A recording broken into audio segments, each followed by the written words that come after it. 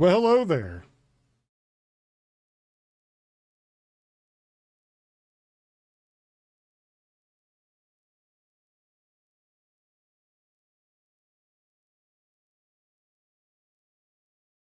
Hello, everybody. Hello. Hello. Hello. Hello, my honey. Hello, my baby. Hello, my ragtime gal.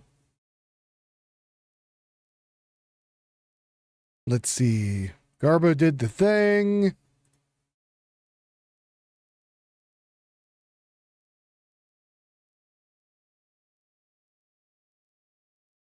How is everybody today?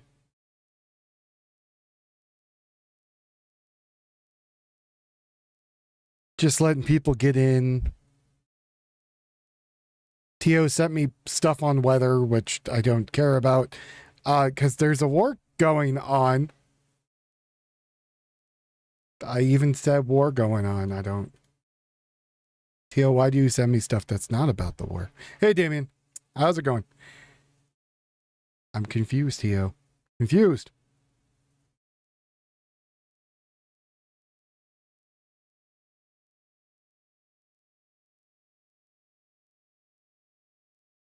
Speaking of confused. You miss me on Twitch? I haven't been on Twitch in forever. I mean, I guess I could go back to Twitch. Do you want me to go back to Twitch? I could. I have a third thing here I'm not using. You just got home from a small fire. That's not good, man. Well, at least a small fire. Easy to put out. Was it a house fire? Woodland fire? You think you can hunt us? How cute.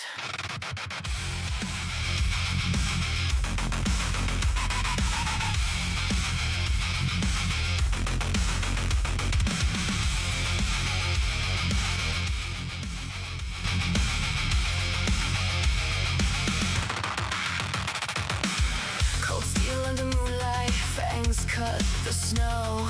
We run as the pack where the brave never go. You come with your ego, your guns and your lies, but the wild sees through you. Tonight someone dies. Eyes glowing brighter, we circle your fate. One stupid move and it's already too late. Don't mess with the walls.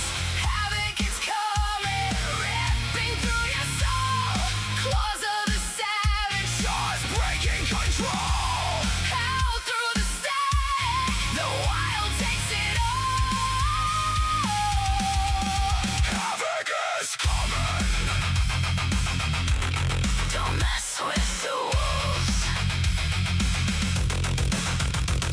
You play at the predator, king of the hunt, but we are the nightmare your nightmares confront. Alpha blood rising, the engine ignites. Your fragile humanity ends here tonight. No mercy for hunters who challenge the pack.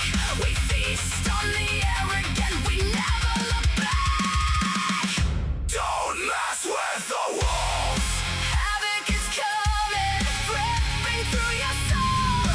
Claws of the savage, jaws breaking control. Hell through the static, the wild takes it all.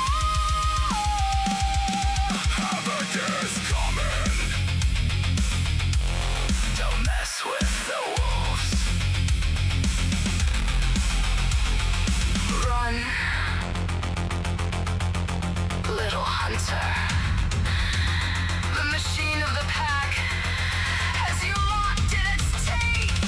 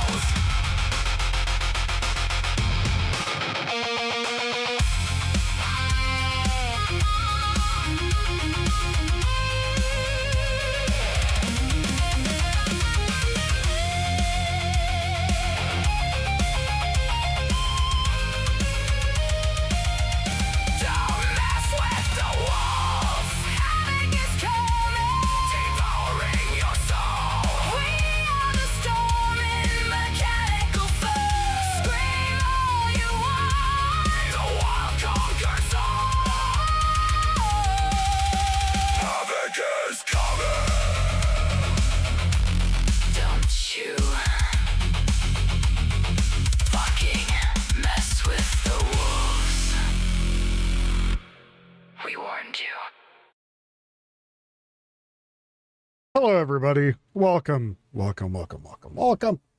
Welcome. I guess France is rioting or something right now. I don't know. The French are being French, apparently. That was like 44 minutes ago. French are out there being silly bastards. You have shat yourself before? That is unfortunate. That is quite unfortunate. Excuse me. One does not nearly shit their own pants. The French. Yeah, the French are out there doing weird French stuff. Police are going in. That doesn't sound like France. It sounds like London. Oh, France eliminated Morocco, and now London is rioting. Oh, that makes more sense.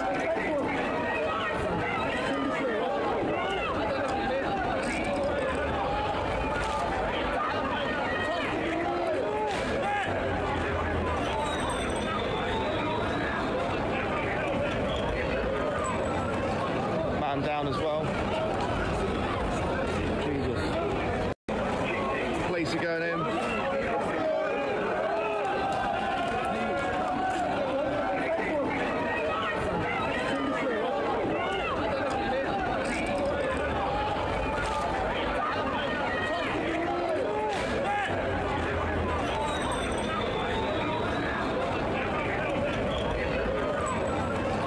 Man down as well. Jesus. Police are going in. Yeah, that was earlier, so I guess they're rioting because of, we won the soccer match! Time to punch each other. I guess I'm not cool. I'm sorry. What's going on, Cannabiscuit? How's it going? How is everyone doing today? So, what is going on with the one and only friends overseas? What is going on with the Iranians? Read a lot of weird shit on X for the last few days about it. His security situation, which always has had incredibly elevated security situation, has changed and quite dramatically since Israel, since the war began and they took out the Iranian I think that woman's it's very drunk. difficult for him to go outside. It's difficult for him to be in person. That's part of the reason there were all those conspiracy theories early on in the war, right? When people didn't believe he was alive. But his security situation has seemingly permanently changed. I'm just pointing that out, General, because Trump's hasn't, at least visibly, right? And the United States and Israel were partners in that decision and that strike. So it's almost like we didn't change anything because stupid CNN lady. People have been trying to kill the president since before he was in office. So I'm guessing now this is going to be a really big brain thing. And I want you all to put on your thinking caps with me here because I'm going to blow your mind. Right? You ready? It could be, now y'all prepared for this. It could be he didn't need to change anything because people already have threatened to kill him repeatedly. And so chances are, again, big brain thing here, chances are he probably has heightened his security already. Just saying. Kind of a weird thing I know to think about, CNN lady, while you look like you're high on coke over there, getting another little bump. But, yeah, so very straightforward. Very straightforward, cracked out CNN lady. Trump doesn't need to up his details because people have already been trying to kill him, mainly due to your shitty news station giving away terrible information and then making people radicalized, which then they go and try to kill the president of the United States. So you going on about how Netanyahu this and blah, blah, blah, who also, she has no goddamn clue about what they're doing security-wise, right? Has no idea what's going on security-wise behind the scenes of Netanyahu. Not a freaking clue. No one does. That goes back to the keep things secret and safe. Loose lips sink ships. Still a thing today. People should think about.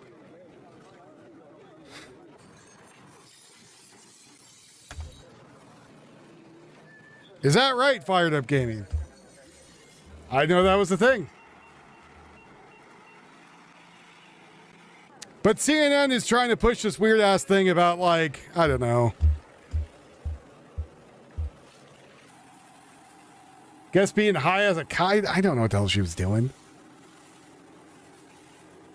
It's okay, CNN reporter. You're definitely on the pulse of what's going on in the Secret Service agencies, right? All right. Go back to the Coke, lady.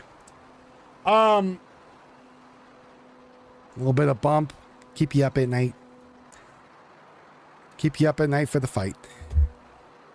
So, you want her Coke? She's probably not a very good sharer. I'm going to guess she's probably very stingy with it.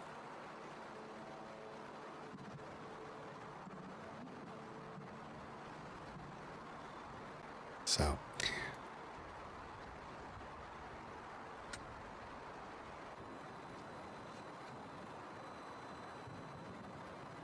It's just, I don't know. I think it's weird because they have nothing else to report on. And so they have to bring something out to make them feel, I guess, somewhat welcome in the media feeds. Let me talk about what's going on in the Secret Service. Uh-huh. It's called the Secret Service for a reason. It's not called the Open Service. It's not called Tell Your Mama Service. It's called Secret Service. Why? Oh, no reason.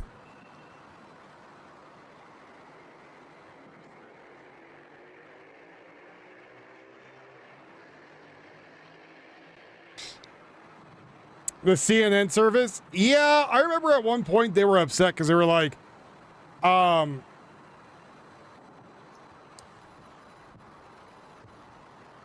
they were upset the president wasn't telling them information. They're like, well, freedom of the press, we deserve to know. Freedom of the press means you could print and say shit you want all day long. That's not freedom of the press. You don't get some secret thing. The Secret Service. That's after they get that surgery. Hey, Julius. Apparently there was a fire over at the Eiffel Tower an hour ago. It was just next to it. It was in the street. Oh no, someone's gonna burn down the steel structure.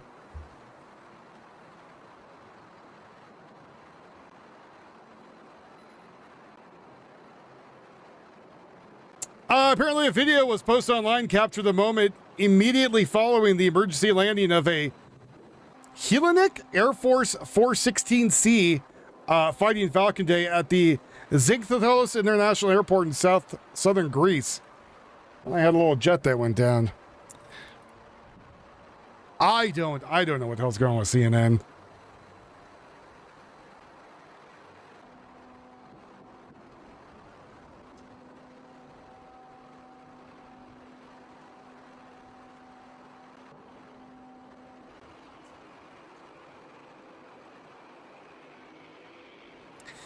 How's your Thursday going, everyone?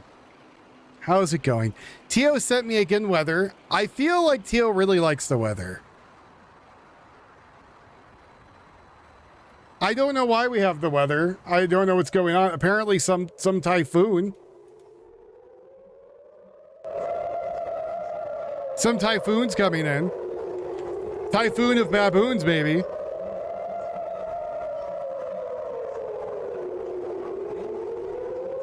Hot mugging people. You show them some leg before you take their money?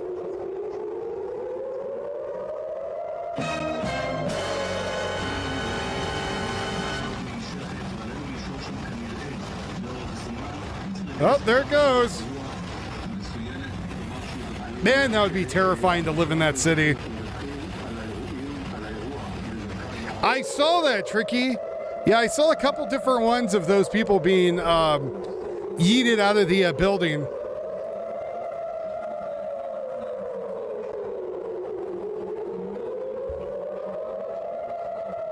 Apparently, for anyone that's following internet drama, Darkside Phil done screwed up and is doing the big no-no. بشكل مباشر لا ادري نعم يتم الصياغه الان على الهواء مباشره يبدو بان هنالك صواريخ سقطت على الارض نعم He's copyright striking people and getting people's channels shut down. اخر نستطيع ان نراه الان على الهواء مباشره ومثل المزيد من الانفجارات والان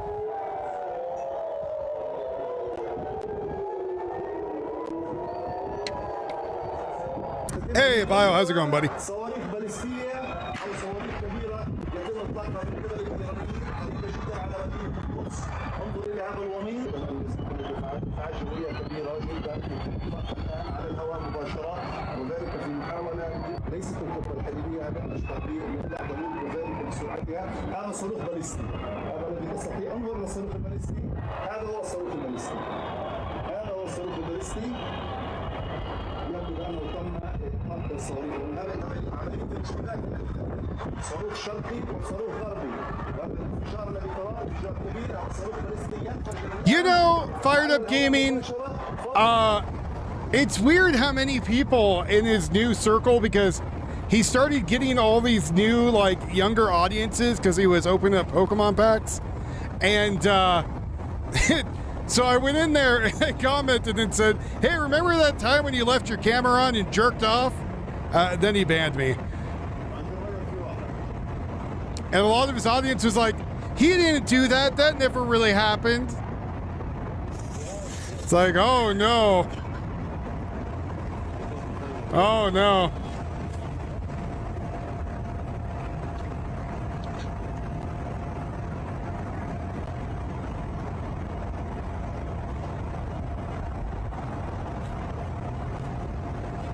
Oh, that's Phil. What are you doing over there playing with your schmeckle?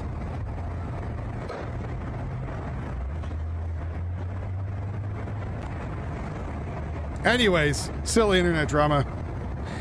Yeah, CNN did it so, yeah. There was a guy on CNN, or was it CNN? ABC? They caught him jerking it? Good evening, McFly.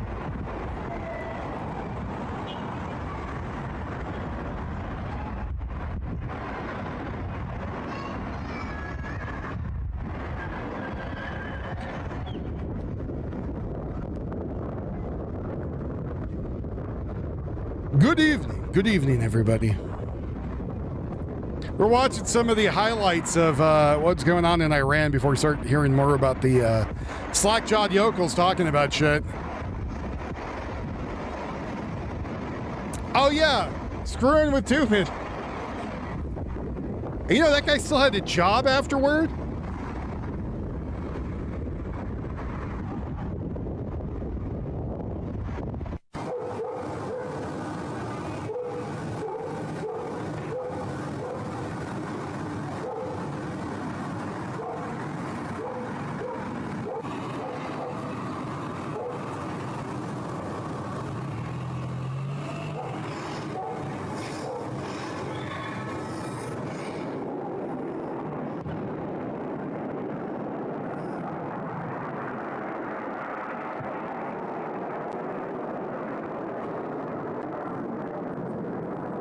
I just can't believe, like, if it was me and I was a TV executive and I'd be like, let me get this straight, this guy was jerking it on air? I don't want to be known as the guy jerking it on air station. Fire him.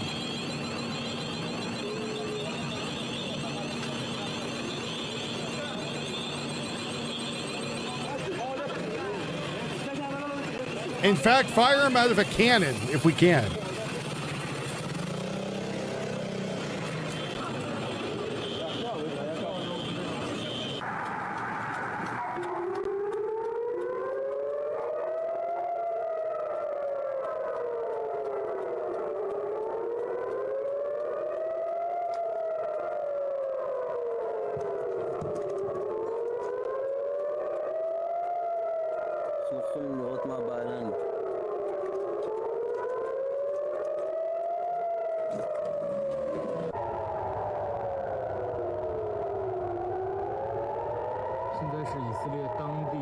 间13号晚间9点多，我现在呢是在耶路撒冷，那大家可以听到现在城市上空啊拉响了防空警报，这个声音非常的尖锐。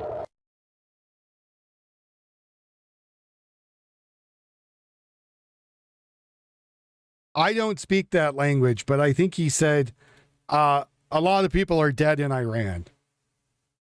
I can't be 100% sure of that, but I have this strange suspicion I'm correct.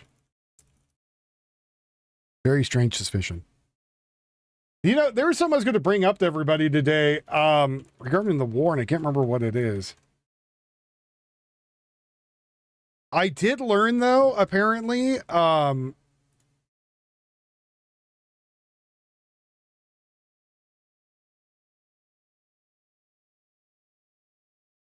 that Marksman, since Gay Ops lives in this house, doesn't let him use the, doesn't really let him, hey, it's my ovaries.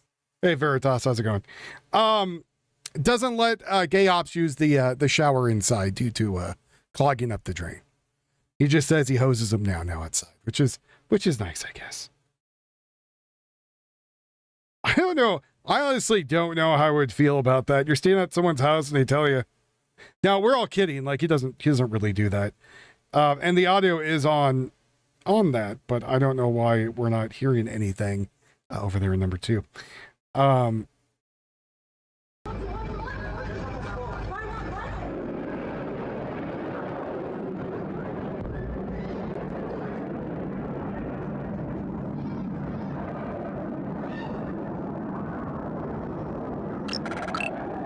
Hey! Thanks for becoming a member. Appreciate you. YouTube updated all the membership stuff. FYI, so you guys might want to go make sure it's up to date. I did not do it, YouTube did.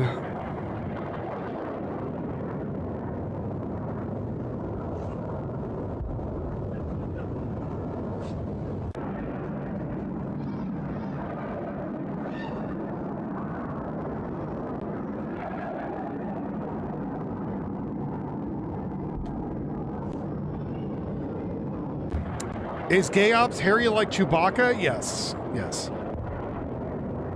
Very. Me and Marks were talking about cleaning his dog. And I was like, why don't you just hose him down? And he's just like, well, I'm already doing that with the Gay Ops. And I was like, oh, all right, well. That does make sense.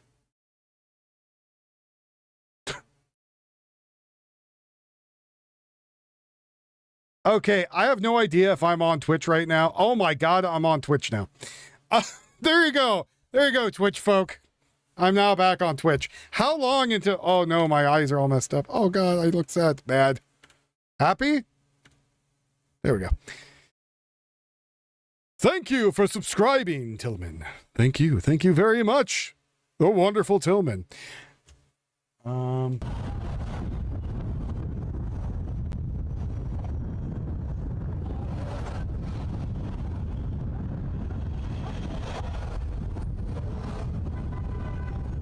Hold on, I'm finishing the Twitch thing for people.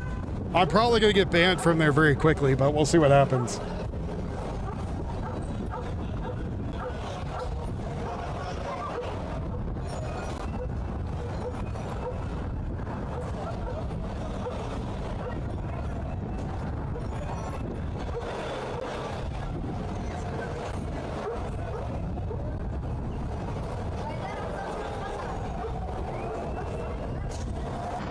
There we go. You're welcome.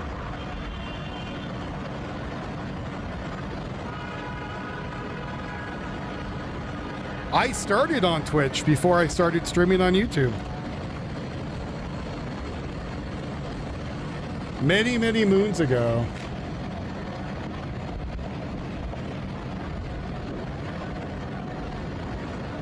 Well, we got 100 people watching. That's excellent.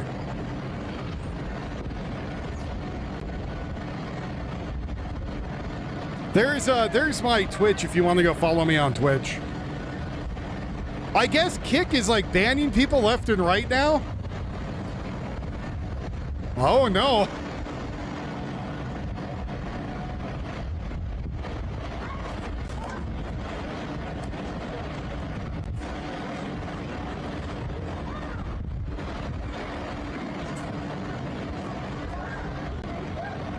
Let's see.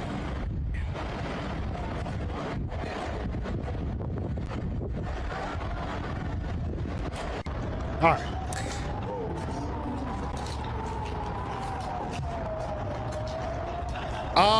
When did you start? I don't know. 4 years ago? 3 years ago? It's been a while. I don't know why we don't have 91 likes. It's preposterous. It's the preposterous hippopotamus. Hey, thank you very much, Seth, for resubscribing.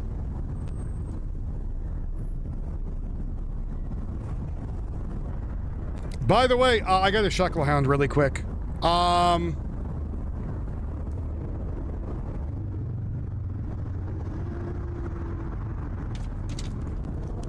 I'm trying to get 10 big ticket items sold for trappers this month.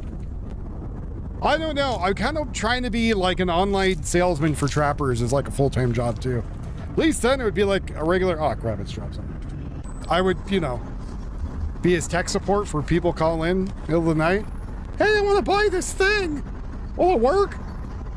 Yes. No. It is not a suppository. You cannot jam the suppressor in your ass. I mean, I guess you could, but it's not recommended. You know, you're your own person. What am I here to tell you what you can do and not do?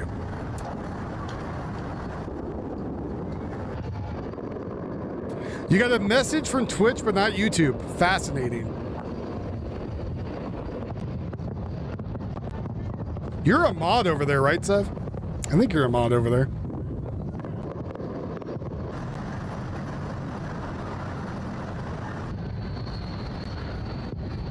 I probably should update my Twitch.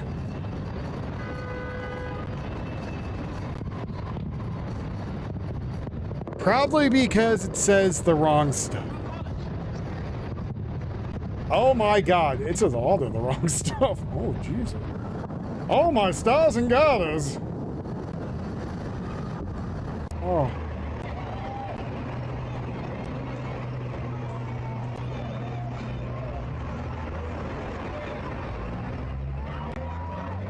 I really wish Twitch was not so commie, because I do like the way Twitch's layout is.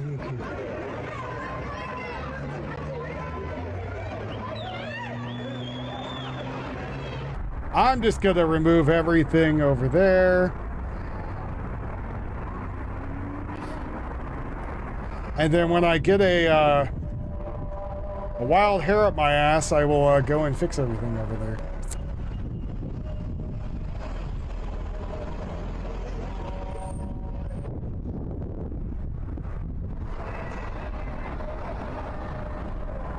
There we go.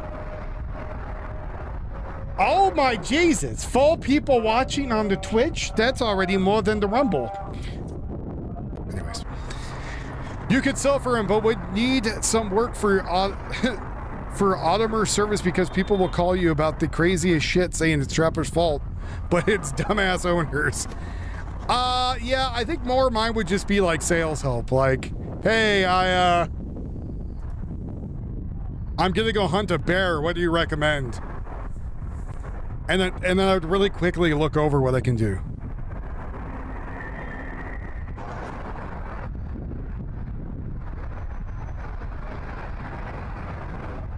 You know what's really cool is that because of Restream over here, on there, it makes it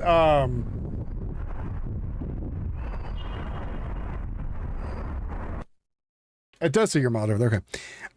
It makes it look like our chat's moving hella fast and putting this up in the algorithm. So everybody just, I don't know, while you're in the YouTube chat, talk about your favorite gun you use to hunt armadillos. I don't know, something, whatever. Yeah, I've done retail a couple times, and I will say dealing with stupid is a whole nother issue of like, problems, especially when a lot of it was technical. Yeah. So a lot of technical issues of people who will call up and ask for the dumbest thing. Excuse me, I'm calling you because this SIG went off and shot me. Did you buy it from us? No, but we're gonna blame you anyways. Okay, well. Flood alert to 2 a.m. That's not good.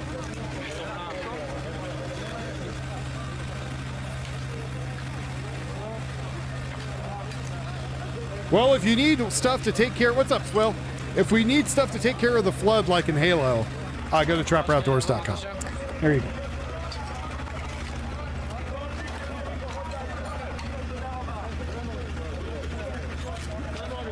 There's an ostrich in your basement that won't leave.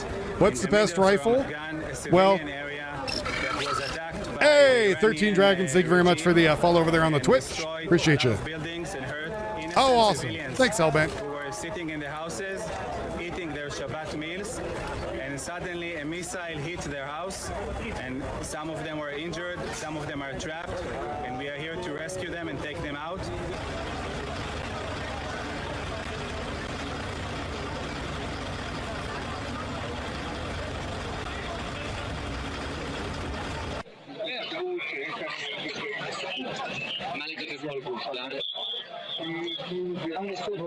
What was that gun lube that they made that people were trying to eat? Frog juice or some shit? And they're like, it's all natural, you can eat it. So all these people started eating it and getting sick. Detail of the exact number or the exact location, as I said. What I can also tell you, though, is that the Israel Police Bomb Disposal Units are here on this site and multiple other sites. They're some of the best in the world. We're doing everything possible to ensure the safety of the public. We just ask for the public's cooperation. Do your part. Your responsibility can save your life and other lives as well. There was bombing earlier, I believe. But he started bullshitting about other stuff and got distracted.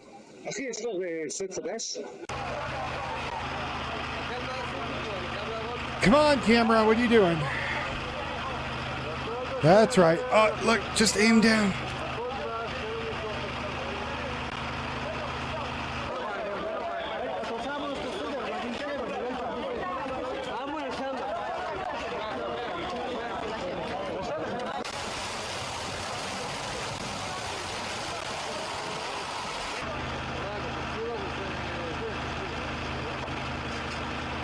Yeah, if you guys have Amazon Prime and you sign up for Twitch, you can give me a free thing that you don't have to pay for. It's already part of your Prime.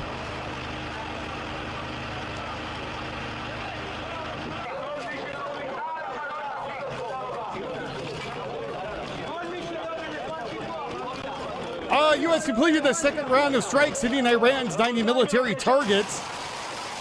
Drone sites and missiles, naval assets along, and as this continues. That is weirdly worded when I looked that up.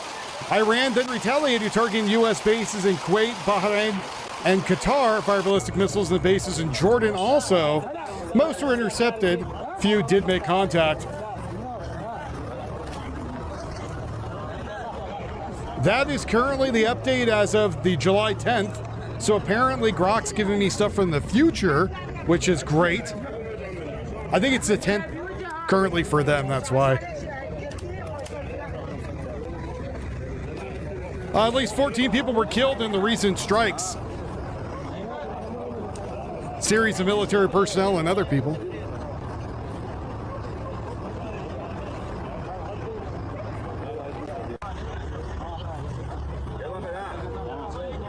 Well, I mean, Bass Pro is like the Walmart of the gun world, right? They buy things in mass. But I've also heard a lot of, I've heard some horror stories from people buying weapons from them.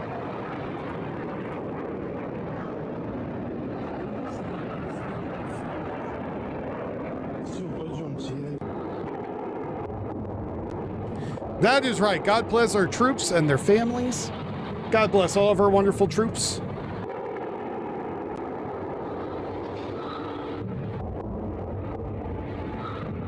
Yeah, I heard some people went there and bought some firearms and some horror stories that happened about them like not wanting to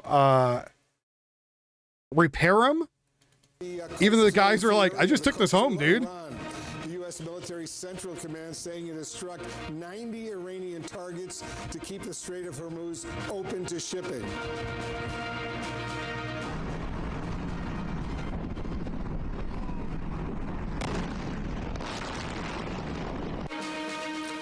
The targets run the gamut, among them air defense systems, coastal surveillance assets, missile and drone storage sites, naval capabilities, and military infrastructure along Iran's coastline. And Iran immediately responded by targeting U.S. military bases in Kuwait and Bahrain for the second night in a row. Iran's army says it had targeted a U.S. military site in Qatar, the first time Tehran has acknowledged targeting that Gulf Arab nation. And Jordan now says it successfully intercepted 8 Iranian missiles earlier this morning. Right now, I want to go live to CNN's Elena Treen over at the White House. Elena, what is the president saying now about this new escalation with Iran?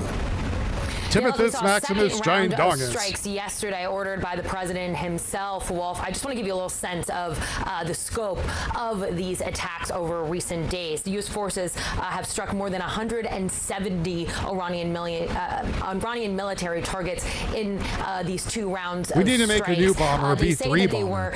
They were targeted air defense systems, drone and missile storage sites, military speedboats, and logistics infrastructure, all of them around the Strait of Hormuz. So that just gives you a sense of how broad these strikes are, even as they're really trying to target the Strait. Now, as for what the president is saying, I think it's very unclear what the state of this ceasefire and that memorandum of understanding that the president signed just a couple weeks ago around the G7 summit, what the fate of that is and what the state of that is at this point. Now, we did hear the president speaking with reporters yesterday. He made a point to argue that if Iran is going to attack ships in the Strait, try to attack the U.S., that the U.S. will hit back 20 times harder, while also leaving open the idea that perhaps negotiating could still be on the table. Listen. We just hit them very hard, and I say we hit them 20 to 1. Every time they hit us, we're going to hit them 20. Are we returning to a full-scale military conflict, sir? I don't know. We're winning very quickly. It's another way of doing it. We have many ways we can win, but we've already won militarily. They have very little left, and they want to make a deal so badly. They called a little while ago. They want to make It's a deal the so Commie badly. News Network. I just don't know if they're worthy. That's what the CNN stands for. Communism. So you've heard the president saying there, they want to make a deal so badly, something he said often. Just to give you a look behind the curtain, though, Wolf, in the conversations I've been having with officials here in Washington, they tell me that, one, the president has just been so frustrated, one, with the pace of negotiations and specifically this idea that Iran is slow-walking nuclear talks, but also he wants the Strait back open. I'd remind you that was a key part of that text. Yeah, of they got the more MOU, people watching than Dark Side Phil does. So that's contributing to, I think, a lot of the lack of patience you're seeing from the president, the frustration in recent days. Yeah, extremely tense moment right now. Elena Treen, thank you very, very much. State media in Iran is now reporting new U.S. strikes on various Iranian coastal cities. This is new video from Bushehr province in Iran. And Jordanian officials now say their air defenses intercepted 8 missiles launched from Iran. That according to state media as well. Let's go live right now to CNN's Fred Pleitgen. He's on the ground for us in Tehran. We should note CNN operates in Iran only with the permission of the government there, but maintains full editorial control of its reports. Fred, update our viewers. What are you learning now?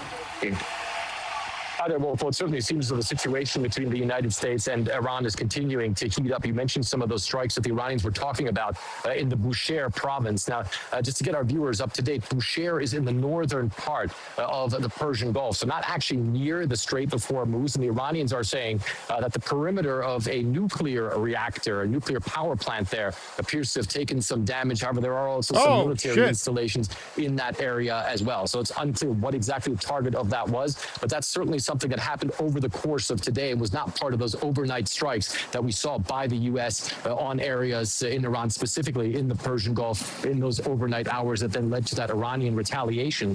The Iranians, Wolf, now also acknowledging that they fired 10 ballistic missiles at one of the main U.S. air bases in Jordan. It's unclear what exactly the damage of that was, but it certainly seems to show that the Iranians now also using longer distance and heavier munitions to try and target U.S. assets, not just in the Gulf region, but in the wider Middle Eastern regions. That could also be an indication that maybe things are escalating. One of the things that's actually causing a lot of anger here, Wolf, in Iran is that the Iranians are saying that 2 railway bridges were targeted by the United States overnight. And that's very important in the context of this day because, as we know, Wolf, today is the day that Iran's slain supreme leader, Ayatollah Ali Khamenei, gets laid to rest in Mashhad, which is the holy city here for Shia Islam in Iran. And those railway bridges are actually on the main rail line from Tehran to Mashhad. And the Iranians are saying that a lot of people who wanted to get to that ceremony didn't manage to do that. Nevertheless, video that we're seeing from Mashhad shows thousands, if not hundreds of thousands of people on the streets. They're lining the streets. Finally getting the respect I deserve from the news. And again, we'll see the slain supreme leader Ayatollah Ali Khamenei get laid to rest in the Mashhad in his hometown. That the culmination point of an almost weeks-long, really marathon of funeral ceremonies. All right, Fred Pleitgen on the scene for us in Tehran. Hey, he's talking to me, bastard. Reporter, good friend of the show, Stephen Collinson. Stephen, let me start with you. You wrote that President Trump is now in a predicament of his own making, you say, after he launched a war that never promised a definitive exit and crafted an MOU that failed to address the reasons for the conflict. This is a good piece. We do realize that people are shooting at the boats and killing civilians while they're in negotiations, right? That's the thing. How do you believe he got here? I think to begin with, there was hubris because the White House was fresh off the operation in Venezuela that extracted President Maduro. I think there was a feeling that the United States military was so superior that it could affect a win in Iran within a few days. I didn't know my Streamlabs would do that. I don't think there's a great deal of expertise on the Middle East, not much knowledge about Iran's history. And there were false expectations of just how much damage and therefore political change that an air war could create, even though you might argue there's been plenty of warnings of that over the last 25 years of American history in places like Iraq and Afghanistan.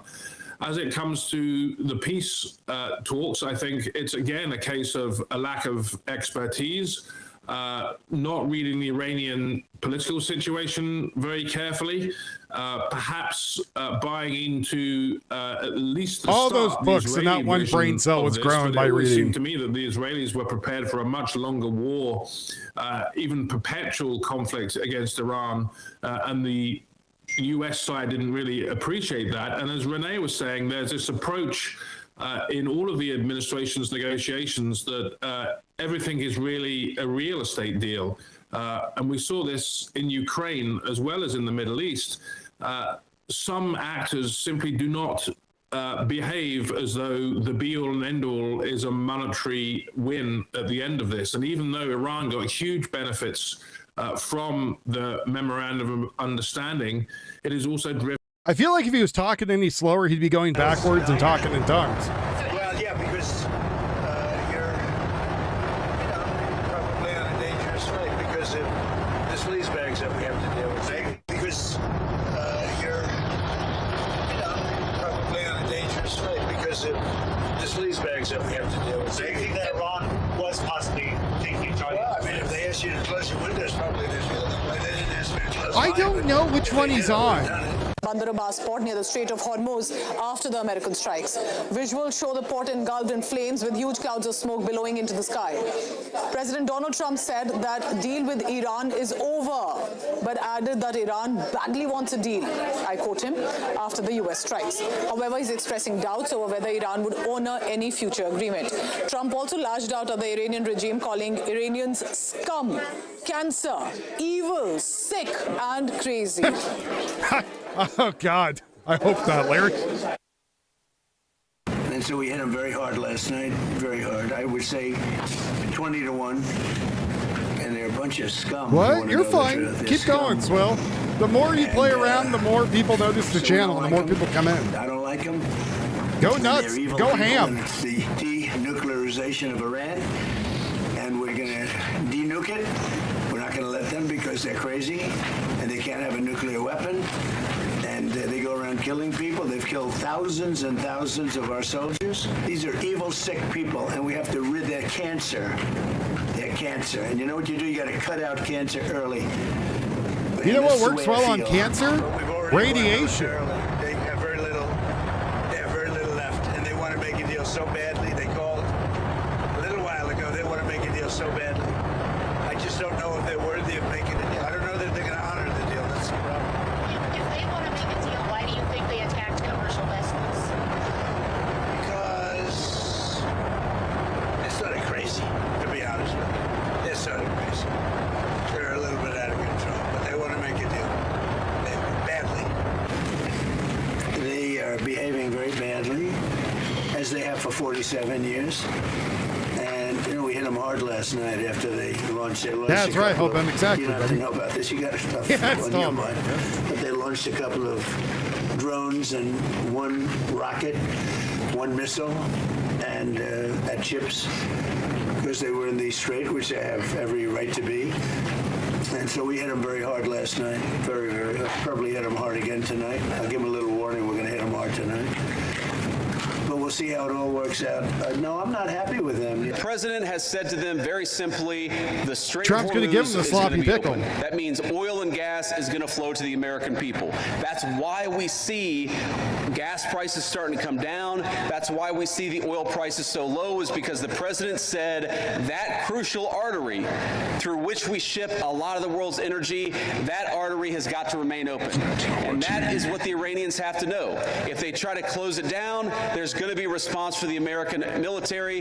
It's that simple. That's the deal. They can either follow it or they can have exactly what happened to them last night. It's just going to keep on happening until they open up that lane and stop shooting at ships. It's simple. So let me help you understand where the bombardments have happened in the American strikes in Iran and how the Iranian regime will possibly respond to this. So let's bring out the illustration here.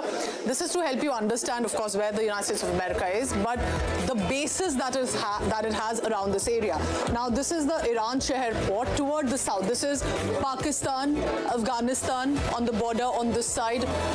Then there is Iraq, Syria on that side of the border, and of course United Arab Emirates toward the downside here, towards the south. Shabahar port, as you can see, borders with Pakistan, and toward this is Afghanistan as well. Bandar Abbas is where again the bombardments that have happened. All of these are very crucial strategic areas, strategic political areas for Iran, because Let's these be are sure in the where the Silk USA Road as well. As you can see, constantly is. this is where with the waterways that are coming in, these are strategic locations. I and that believe is where there it is is somebody in specifically this being area that bombarded was- in the American strikes. These four are the prime locations where the bombardments have taken place. He's got her hand on the And whole with country. the country that has American bases around it, it's not going to be easy for Iran to be able to thwart these bombardments. It's successfully done it, but this is where the Persian Gulf is, as we call it, and then toward this side of the border. So this is where American strikes have happened. Iranian regime, of course, threatening to hit back. We have some breaking news coming in. Let's take a look at that.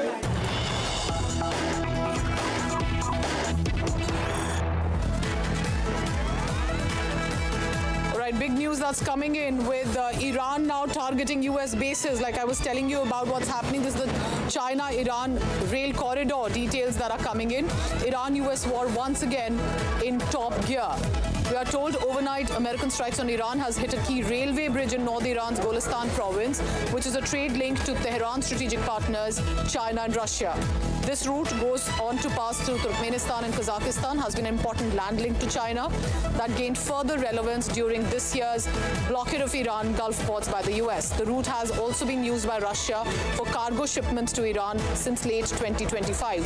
According to reports, repairs to the bridge are expected to be completed quickly. Just to give you a background, the geography of the country shows that because toward the north of Iran is where Turkmenistan is, and that then connects China and the railway corridor.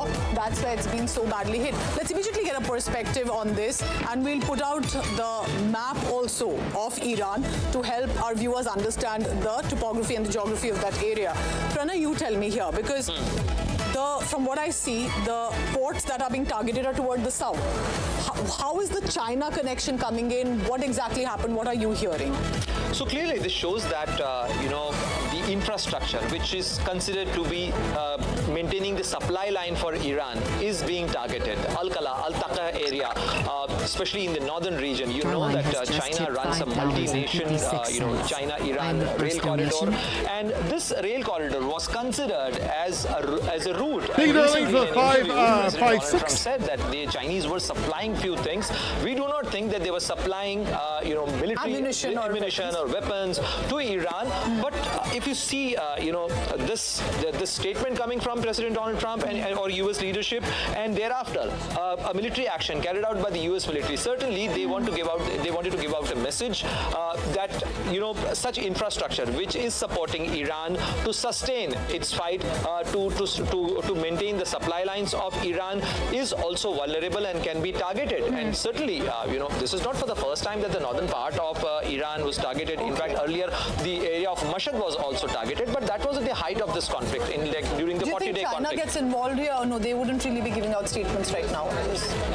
We have to see. We have to wait for what, because so far China has been very cautious. Correct. They have been criticizing the U.S. military action, aggression, and in fact China has appointed Ambassador Zhai Jun as the Chinese President Xi Jinping's special envoy for the West Asia peace process. They have engaged with Iran, with other stakeholders of the Gulf region. They also engaged with Israel as well. But currently the situation is precipitating between Iran and the United States, and there we have to see that besides statement, what concrete action they and Iran has started to already bombard in response. Absolutely, they are not only taking this action, which they have already they have always carried out such actions in response to a U.S. military action. But we have to see that from here, how does this entire thing or entire situation precipitates or spirals down? Regional to global, as the fear is. Appreciate you joining us, Pranay. I have some news coming in. Iran is starting to bombard American bases across the Gulf region. Let's take a look at that. All right, so these are the details that are coming in, that American bases are being attacked by Iran. This is especially toward Bahrain, Kuwait, where these fightings are currently on. The reported targets included Salman Port, the U.S. 5th Fleet headquarters in Bahrain, the Ali Al Salam Air Base in Kuwait. Bahrain's Ministry of Interior has urged residents to take shelter after warning sirens across the country, right before Iran's state broadcaster announced a fresh wave of strikes. In Iran's Mashhad, where Ayatollah Ali Khamenei will be buried, banners carrying the slogan, "We will kill Trump," have also been installed on the streets ahead of the procession. So remember, while there are protests in Iran, Iran is meanwhile launching what it says is in retaliation toward the American bases.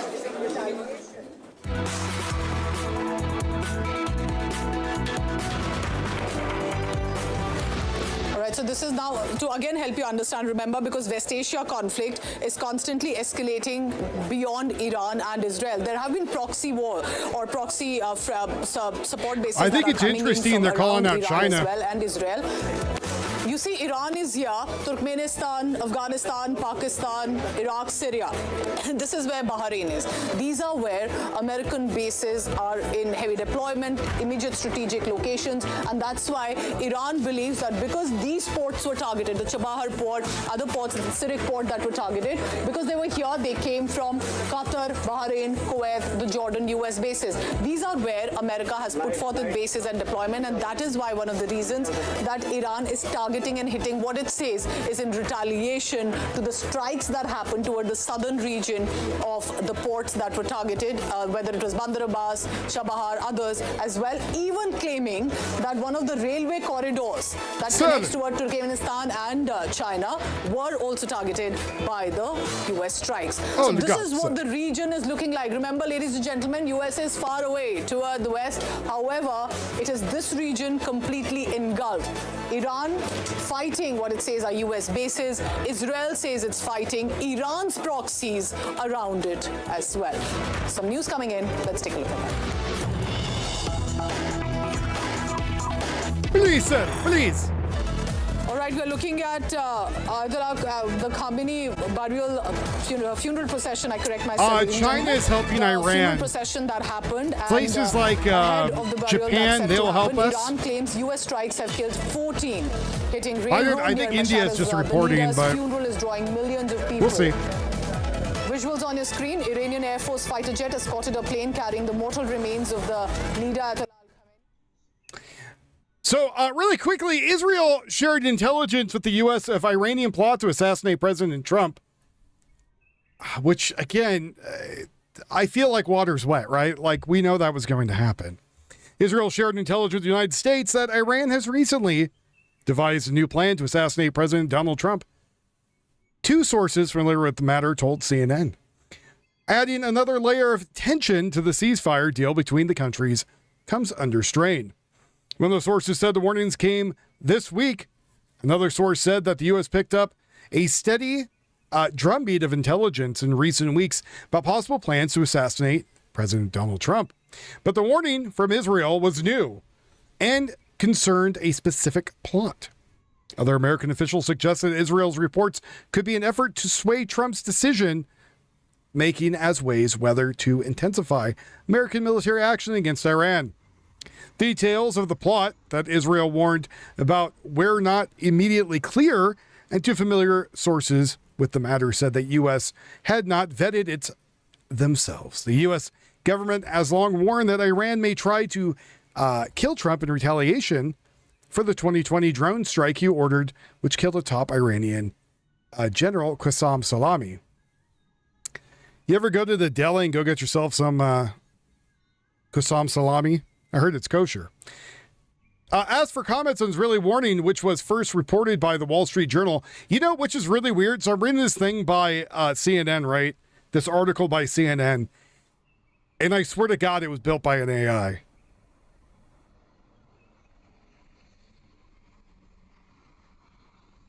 White House pointed at Trump's recent comments on Iran's desire to kill him.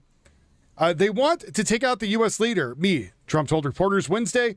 I am whatever list I saw this morning, I'm on every one of their lists. And so far, I guess I've been just lucky. But maybe that isn't going to last very long. These are evil, sick people, and we have to root out the cancer. So when they brought this up and talked about it, oh, excellent. Thank you, Lou. I appreciate that, buddy. When Trump brought this up on Air Force One, some of the reporters were like, oh, well, maybe you should have thought about this. And Trump told him, you know, you're on this airplane with me, right? Maybe you might want to start thinking about job choices, because if they're going to blow up the plane, they're going to kill you too with you on the plane. She went shut up quite quickly from that. Maybe, Radagaskar, it's very hard to read, and make it flow, right? So I sound like a robot. They want to take out the U.S. leader, me, Trump said. Later, Trump said he recently learned of a new list that ranked him as Iran's top assassination target. Well, of course he is. He's the president. But you know what would happen if they assassinated the president? We would just glass the country. That would be stupid. Stormer repression. Over the weekend, crowds of Iranians called for Trump's death during funeral proceedings. Slain Supreme Leader Ayatollah Ali Khamenei, who was killed at the start of the war. Tensions have ramped up between U.S. and Iran in recent days, with two sides spreading threats and strikes. A 6-day ceasefire ending hostilities in Saudis. Hey, thank you very much for that new subscribe. Appreciate you. But again, so you're out here. Yeah, Trump would be vice. If Trump passed, Vance would be president. Yes. Which I've heard people have feelings about him too, good and bad. What feelings are those? They range the gambit. Two sources familiar with recent U.S. intelligence said the Intelligence Committee is tracking several actors who have discussed attacks that haven't taken action. How many threats a day do you think the president gets? Do you think it's astronomical? I have a feeling it's really high up there, hundreds. Let's see.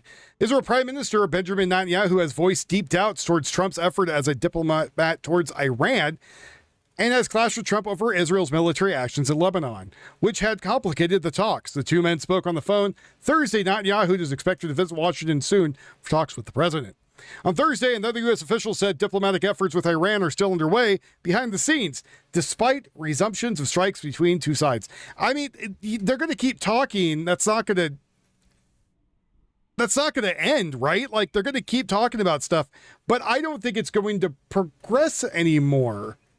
I think we're pretty much hopefully done because, it's weird. Every time they're in talks and the IRGC is not listening and the IRGC is in command of the weapons, right? Every time they're in talks, even though they're trying to get a peace deal, you hear about some peckerhead out there blowing up a ship or killing civilians. So there's a lot of people out there right now talking about, hey, we're upset that Trump went out there, right? And he started this war. Okay, the war's already into it. All right. Then they say, oh, well, it's Trump's fault the peace deals didn't work. He started bombing them. Well, again, are you supposed to... Are you just supposed to be like, okay, killed some civilians, oh well, we're not going to do anything, right? During this whole conflict, I think we're approaching 40,000 civilians Iran has killed, which is phenomenal, right? Horrible. So it's very interesting to hear. And then again, there's people who are even in India being like, yeah, Iran's getting supplied by China. Again, China set up this whole Huawei system that was supposed to stop anything coming in via missiles or bombs or capybaras with TNT strapped to them, whatever it's supposed to be. But the Americans went right over the top with it in Venezuela. And then after we did it in Venezuela, we went over and did the same thing in Iran, right? So obviously, whatever is there, either America is working at light speed tech that nobody can keep up with, or the garbage systems or the Chinese systems were garbage that never worked, right? So, and I've seen people come in, they want to argue, say, oh, well, it's the Chinese systems are really good. They're going to defeat the Americans, but they didn't. They used them twice. Two things happened. All right. So, America is having a dwindling supply of bombs and missiles, which is not true. We're using up old stuff as we've done before, and we've had many, many, many years to restock, and we don't really stop doing that, right?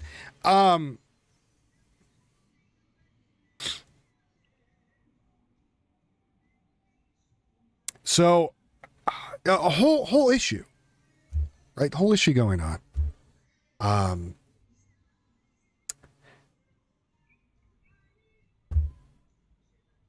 So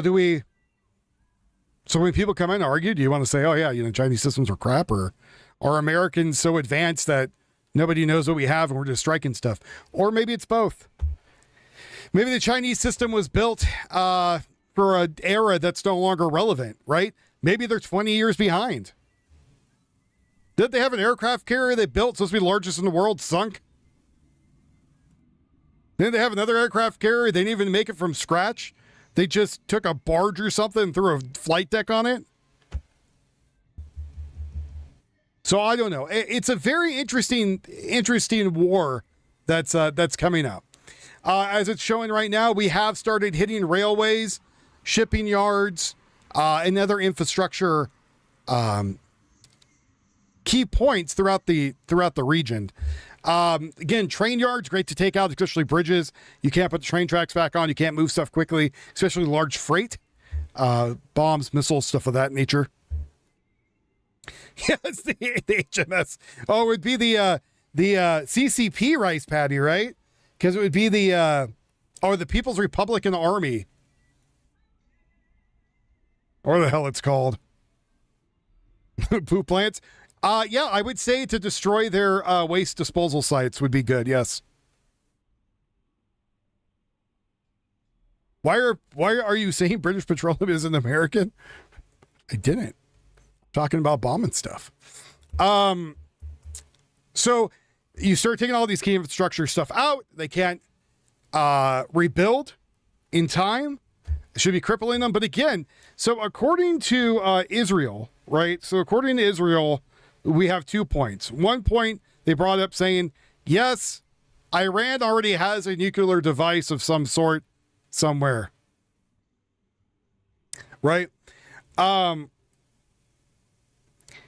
then they're coming out and saying, hey, they're trying to kill the president of the United States, right? Both things are absolutely terrible. We don't want that to happen. The problem is with that weapon, if they have one nuke, right? The best answer is where they're going to drop it off at. Where are they going to blow up? And why? I feel like a military base might be I don't know, more of a black eye than actually a strategic device to do it, right? So that wouldn't be good. But what would be one place that is close enough to drop a nuke to put your point across? Oh, I'll do one better. And doesn't have defenses for it.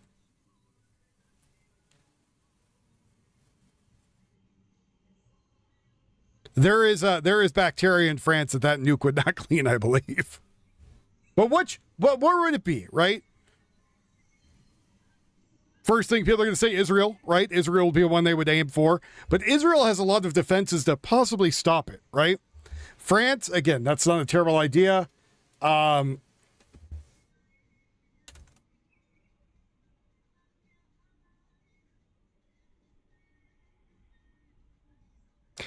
So that's the thing, is they don't have to shoot it with a missile, right?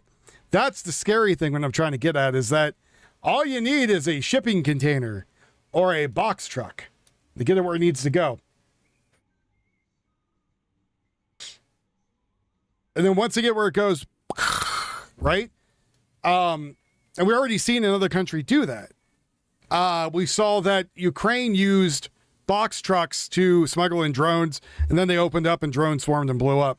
So it's already an idea people have had. So within the radius of places that Iran can hit, one of those places is Greece, Italy, Egypt, Sudan, Libya. I don't think Chad, I don't think they're doing anything over there. India. And then all the stands that are up in the, towards East Asia.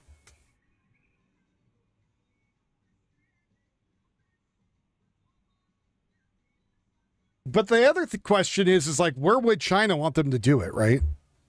And that brings up even more scarier thoughts, because let's say China makes a plan, right? And China says, hey, we know you're going to lose, but what we're going to do is we're going to help you as long as possible.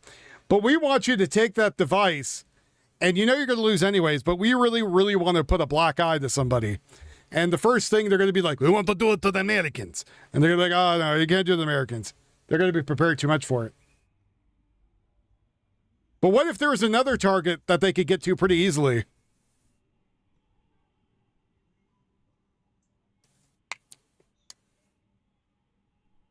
That China would use them as a proxy for. Standard tactics: hit highways, bridges, railroads, or runways. Next, hit factories, fuel depots. The enemy can't travel, troops can't move, and no supplies can be moved. Japan. Well, Japan, they don't really like Japan. That is true. Japan is a really big ally of us. But I think there's another target if they were going to do that. I think there's a much bigger target they would aim for. Well, it's actually smaller, but more tempting. And that'd be Taiwan. So. But beyond that, where Iran is at, and let's say they do have it, yep, that would be the Taiwan one. And let's say Iran was going to, again, drop a nuke and drive it over somewhere. They have a lot of land to cover before it gets anywhere else. So the only thing they could do is also wait on Carrick Island for Americans to invade and then blow it up, killing everyone on the island. But then we would just glass the country.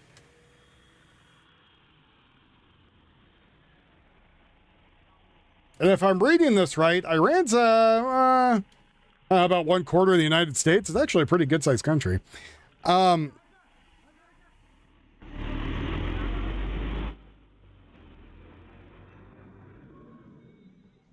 I'm thinking that it's going to get a lot worse before it gets better. I don't see any peace deals being made overnight.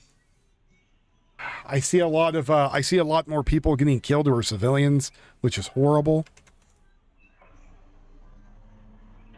I don't think Iran wants to face anybody head on if they don't have to, especially the Marines. But even with the Marines being great and very combat effective and wonderful warriors, and Mark's my tactical advisor, who's a recon Marine, and best cook ever. Apparently, he had to cook steaks for a general while halo jumping.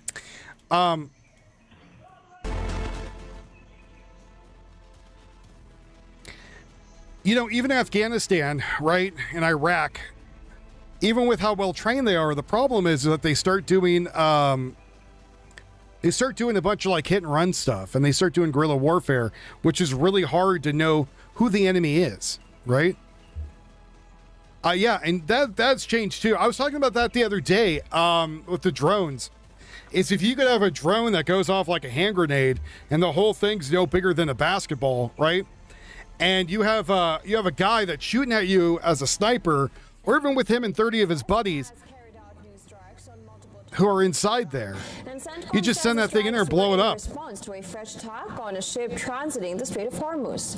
Iran is also likely to have hit back with Kuwaiti air defenses responding to hostile missile and drone attacks. Air raid signs Again, folks, hit that like button if you've already done it. Thank you very much, everybody. Appreciate y'all. On edge once again. In a statement, yes, the a key US bridge, Central a couple Command bridges said were the actually strikes taken out, Doug. targeted But Iranian yeah. surveillance infrastructure, communication systems, air defense sites, drone storage facilities, and mine their capabilities. Iranian media have reported several explosions in Sirik and Kashmir, areas in southern Iran. According to a CENTCOM, Iran attacked a Panama flagged. Don't know why that just ended.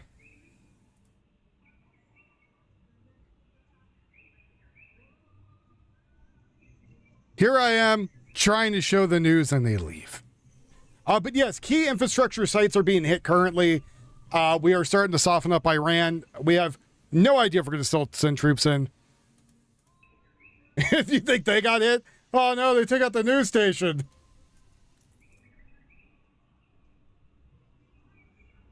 Dear Lord in heaven.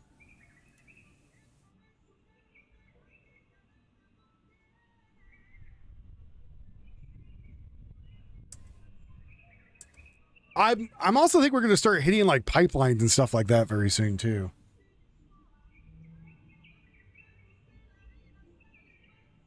I'm trying to just look for the updates. Hold on. Gentio sent me stuff on weather, I believe. Oh, and some stuff in Arabic news, which I don't speak Arabic, so I don't know what that says.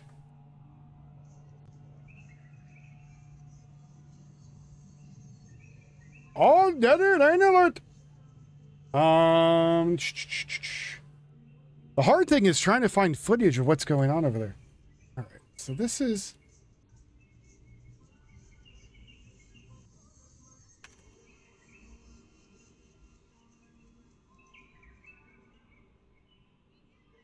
Expected to unfold at the NATO summit and perhaps even overshadow the outcomes there to a certain extent.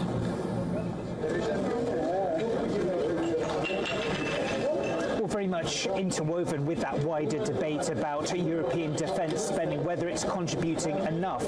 The Trump administration has long maintained that Europe is not doing enough to keep US strategic interests safe. When it comes to Greenland, the Trump administration says that the Greenland thing, by the way, is a red herring. I don't think we're doing anything with Greenland. I don't think we honestly care. Which is a semi-autonomous part of the Danish kingdom. Now, the Trump administration has again called for US to take control of it based on national security concerns. We've had a sharp rebuttal from... Get out of here, Europe. Nuclear watchdog would be granted access to the bombed sites, calling those claims completely false on Iranian state television. I agree. I think we should stop importing stuff. I think they need to start opening up more factories in the United States. I think a lot of people work them too. Begins the grand funeral of its slain supreme leader, Ayatollah Ali Khamenei. Ebrahim Rezaieh, the spokesman for the Iranian parliament's National Security and Foreign Policy Commission, had already warned that Tehran could reconsider its nuclear commitments if attacked again, while Katz's later threat against Iran's current supreme leader, Mojtaba Khamenei, sharpened Iran's military warnings. And Rezaieh did not speak in vague terms. He named a number the entire world understands. In a post on X, Rezaieh said, and I quote, "One of Iran's options in the event of another attack could be 90% enrichment. We will review it in the parliament," end quote. 90% is the level associated with weapons-grade material, a line Iran has long insisted it would not cross. To be precise, this was framed as a conditional option to be debated in parliament, not a decision already taken.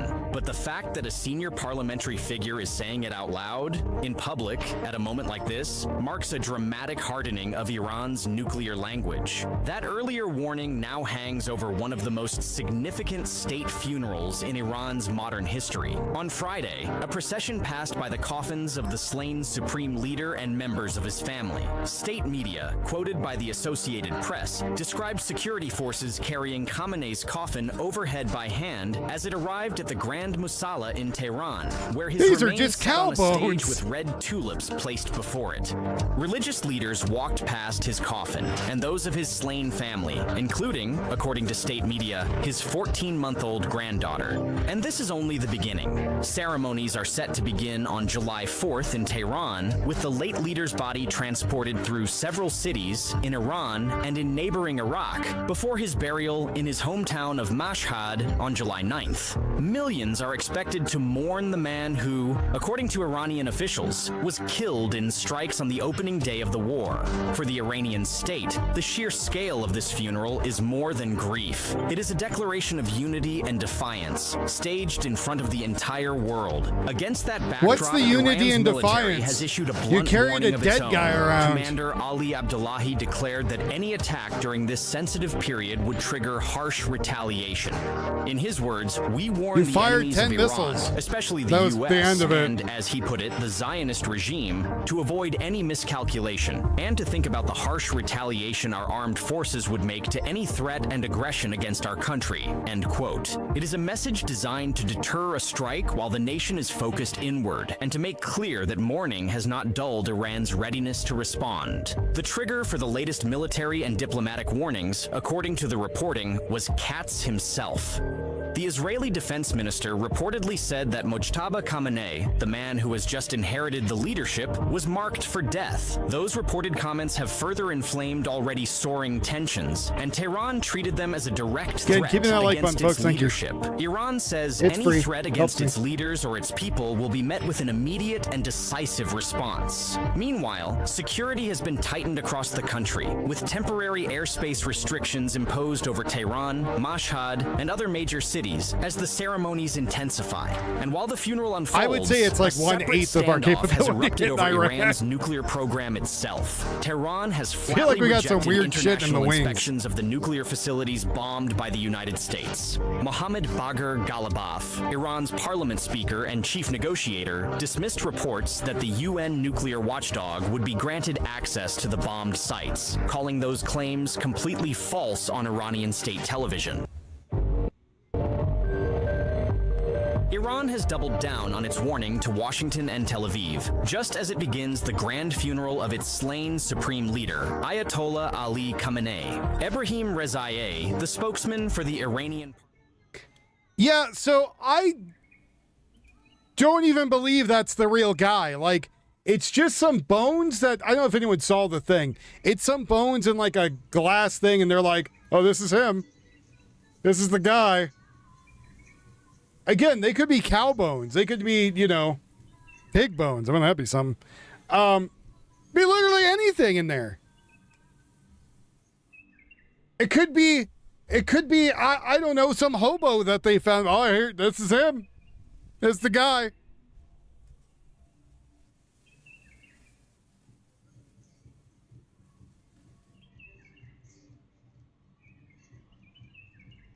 I need a DNA test. I want to see if this is really the guy. Is this really the dude? I want to say this the dude.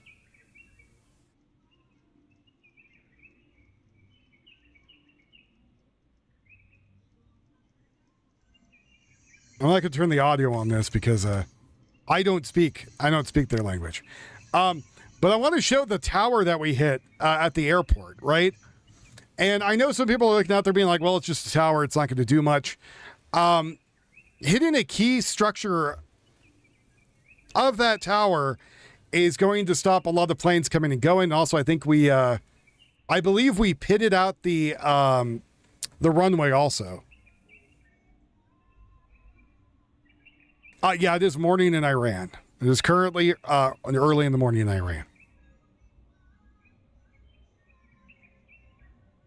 No, there was some attacks today too by Americans. Again, the Americans are currently taking out bridges, train tracks, ports, boats, stuff for air traffic control, runways. I think we're trying to give them a hint, like, we're just going to keep destroying your infrastructures, dude. Like, again, the key bridge people are saying was hit. That's gone. A couple key driving bridges were taken out.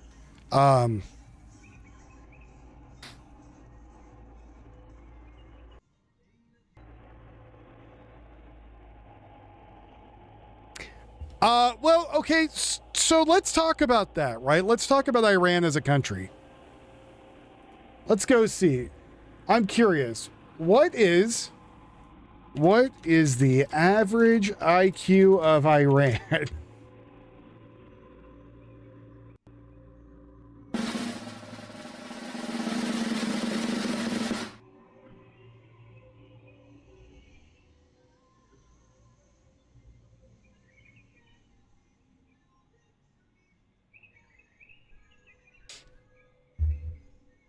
So they're like below average intelligence. It's not known for being very intelligent folk. No, it's less than 90. Around 80. 70 to 80. So if you're that country, for example, and you get told every day on your radio, you wake up in the morning, you do your prayer, turn on your radio. Oh, that's Lion King. You turn on your radio and you hear, praise God, America is trying to kill us and they are the demons from overseas, right? Praise God, God's great. Allah Akbar. The people in America are trying to kill you because they hate our God, right? And I'm very, very much paraphrasing what this is, but every day that comes out. And then you wake up and you go and do whatever mundane task you do. Shoveling shit on the side of the road, running a stall. Maybe you have a nice job. Doubtable. Whatever you're going to be doing. Because again, there's a lot of modern-ish cities in Iran, right? So,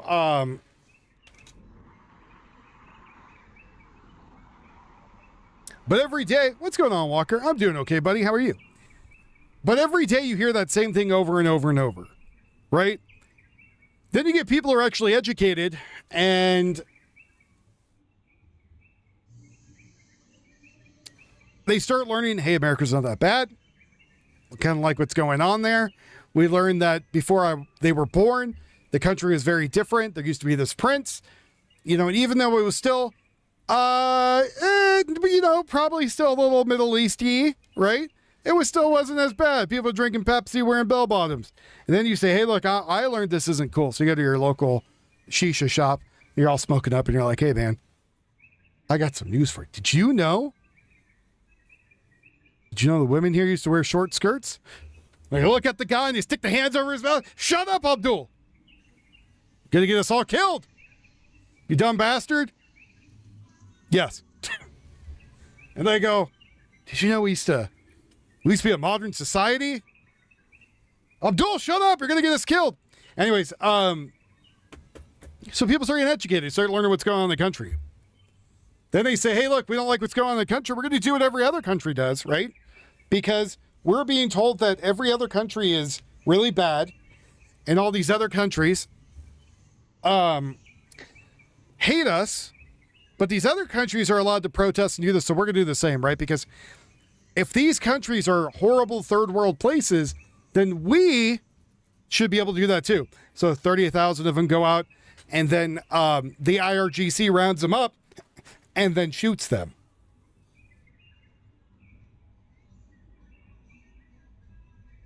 So now what do you got left? You get people who are scared, and you get people who are dumb, and they don't want to do anything because they're just slaughtered, right? And now I'm very much in favor of the saying, if you want to make your country great, you're going to have to spill blood, right? And it's going to be your blood or somebody else's. But you're going to end up getting hurt. Somebody else is getting hurt. War sucks. All the worst things you could possibly imagine, right? No warm beds, dying of a cold. You get caught on a rusty nail and get an infection, whatever. You fall into an open sewage pit, marksman, and have to get a bunch of shots in you. And so on and so forth. Right? But at the end of it, hopefully your country comes out better than what it was. So that's not Iran doing that. That is Islam, which is more than just Iran, right? So you're now talking about a much wider religion going out there and doing something, not just one group, right? Not just one country. So you have Islam coming out there, and that is Iran, Iraq, Afghanistan, et cetera, et cetera, et cetera, et cetera, et cetera, et cetera, that are from those countries, where people who are not into becoming assimilated into the country. They want to assimilate you into their beliefs, right? And that's why when you look at it, you have these war cults of Islam that are coming around trying to take control of people. One of the things people haven't talked about this year is how many Christians, I gotta go look this up again, killed this year for beliefs. Because from what I remember, a couple of missionaries recently died. And by a couple, I mean like 1,000. For people that don't know, Christian missionaries get killed all the time, unfortunately. That's because they put themselves in horrible situations. 5,000 Christians were murdered worldwide for faith during the reporting period. That's October 24th, 2025, with trends continue into 2026. Nigeria accounts for the vast majority, 3,490 deaths, about 70% of the global total. Primarily the Islamic militants, Boko Haram, Fulani extremists, and other violent groups. So when people start reading this and they have a low IQ, they turn to just killing people if you don't believe what the religion is. Which, again, let's go see.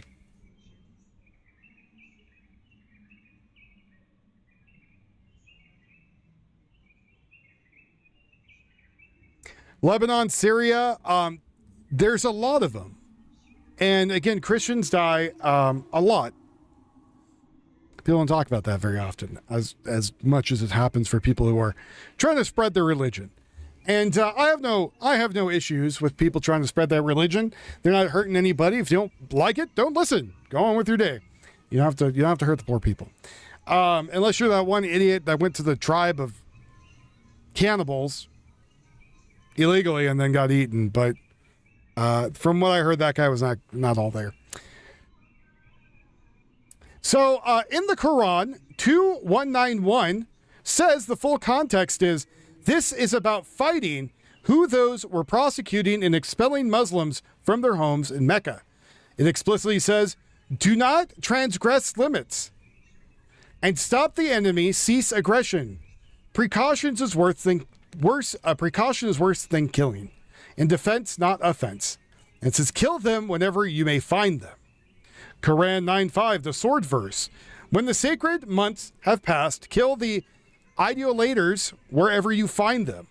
Specific to certain Arab tribes who broke peace treaties and attacked Muslims during a time of war. It includes exceptions. If they repent, pray, and pay al-mas, zakat, they also are to be left alone. Scholars note that it applies to active combatants but not all Muslims. Other verses, 929 on fighting certain people of the book who oppress and similarly try to historically conflict with specific groups. Jihad primarily means struggle or striving. The greater jihad is the internal spiritual struggle against sin. The lesser jihad is defensive warfare under strict rules. Supposedly no killing civilians, women, children, which we know has not been the thing because they have gone out there and killed women, children, the elderly, on and on and on. The Quran also contains many verses promoting peace and tolerance. It says there is no compulsion in religion. That is 256 and 68. God does not forbid kindness to those who do not fight you. So, mind you, do not fight you. If they do fight you, kill them, right? That's the thing. Jesus, turn the other cheek. I'll let you kill me on the cross. These guys, we're going to slaughter even don't believe what we want. Very straightforward. Again, and I didn't put in, I purposely did not put Muslim, I put Islam, right? Kind of showing where stuff is. Again, this is apparently, even the robot says this is a common question, often based on decontextualized quotes from the Quran and a death saying of prophets Muhammad. Mainstream and logic scholarship emphasizes verses refer to specific historical context, but should not still be used, allegedly. Now, that sounds all well and good. Unfortunately, though, we do know people worldwide that bring up the religion as the reason for them to go out and hurt people and kill them, right? And I feel like that is also a problem.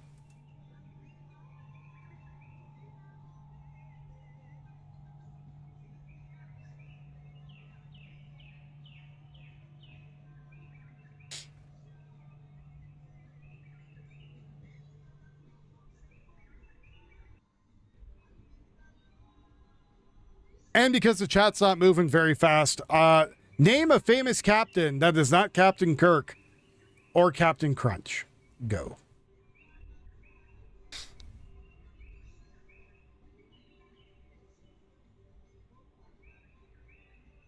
Right, the context being that non-believers are not humans, but they have a way of repenting. But them repenting, again, now falls on the eyes of the person who is holding the weapon, right? And the person there holding the weapon, they may choose if you are repenting correctly or not. Unless why, people are out there going to get killed. Apparently, they have put fences up around the reflecting pond. Team Algae, there are people out there calling for the algae to come back into the pond, saying there was a rare algae and that they need to bring it back.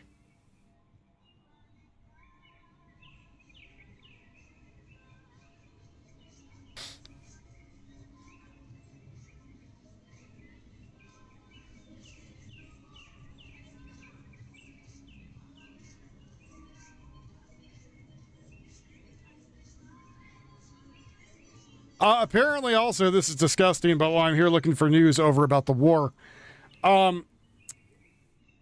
people are trying to get cockroach milk. Cockroach milk is the protein drink you didn't know you've been missing. No, thank you. I don't need that. No, thank you. That's not what I need in my life.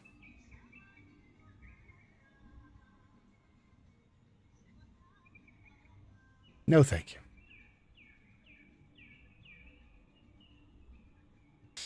Major pass for me, too. I think I vomited a little in my mouth just thinking about it.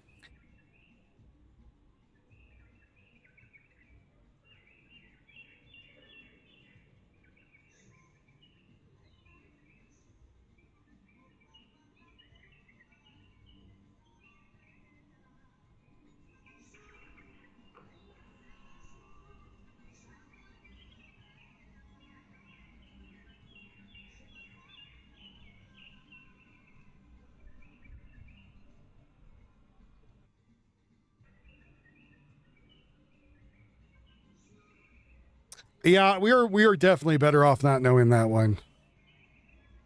I don't know why anybody thought getting cockroach milk is a good idea. Though it reminds me of Snowpiercer, where they had the cockroaches that were, I don't know, crapping out something, and they were eating those weird bars.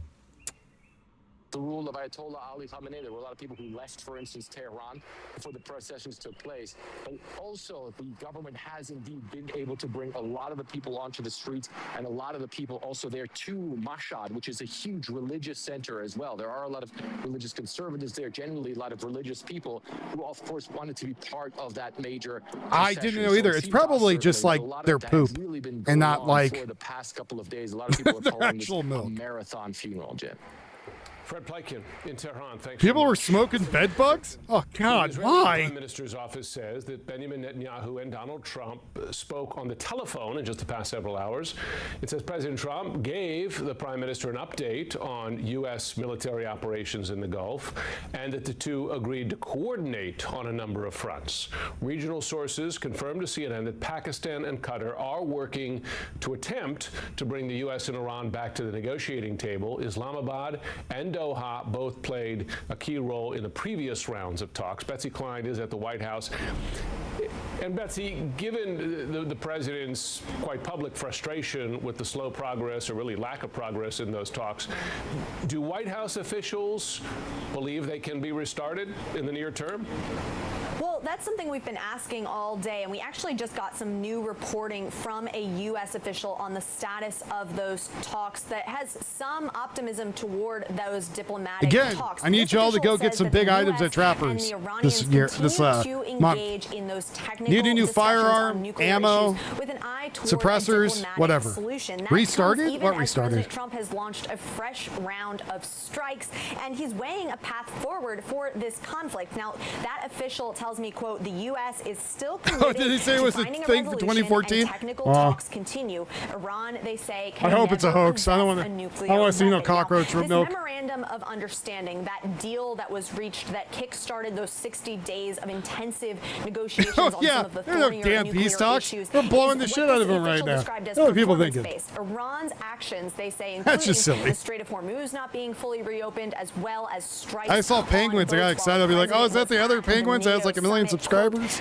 Constitute failed performance at an unacceptable level. Could still be, I don't know. Called those attacks acts of terrorism. But there are so many questions for this White House on a path forward for this conflict. President Trump says that Iran wants to make a deal so badly, at the same time that he says he doesn't know if Iran is worthy of making a deal. Now, that ceasefire and the 60-day negotiation period was really the only true off-ramp that President Trump had for this conflict. So a lot of questions about what happens with those negotiations, particularly at the leader level with Steve Witkoff, Jared Kushner, as well as Vice President J.D. Vance. What are their marching orders going forward? Now, U.S. officials do believe there's some division among Iranian leadership, and that could provide an opening for a potential path forward there. But reporting from our colleague Elena Treen indicated that the president had launched this new round of strikes both because the Strait of Hormuz wasn't reopened, those strikes on the ships, as I mentioned earlier, as well as frustration with the pace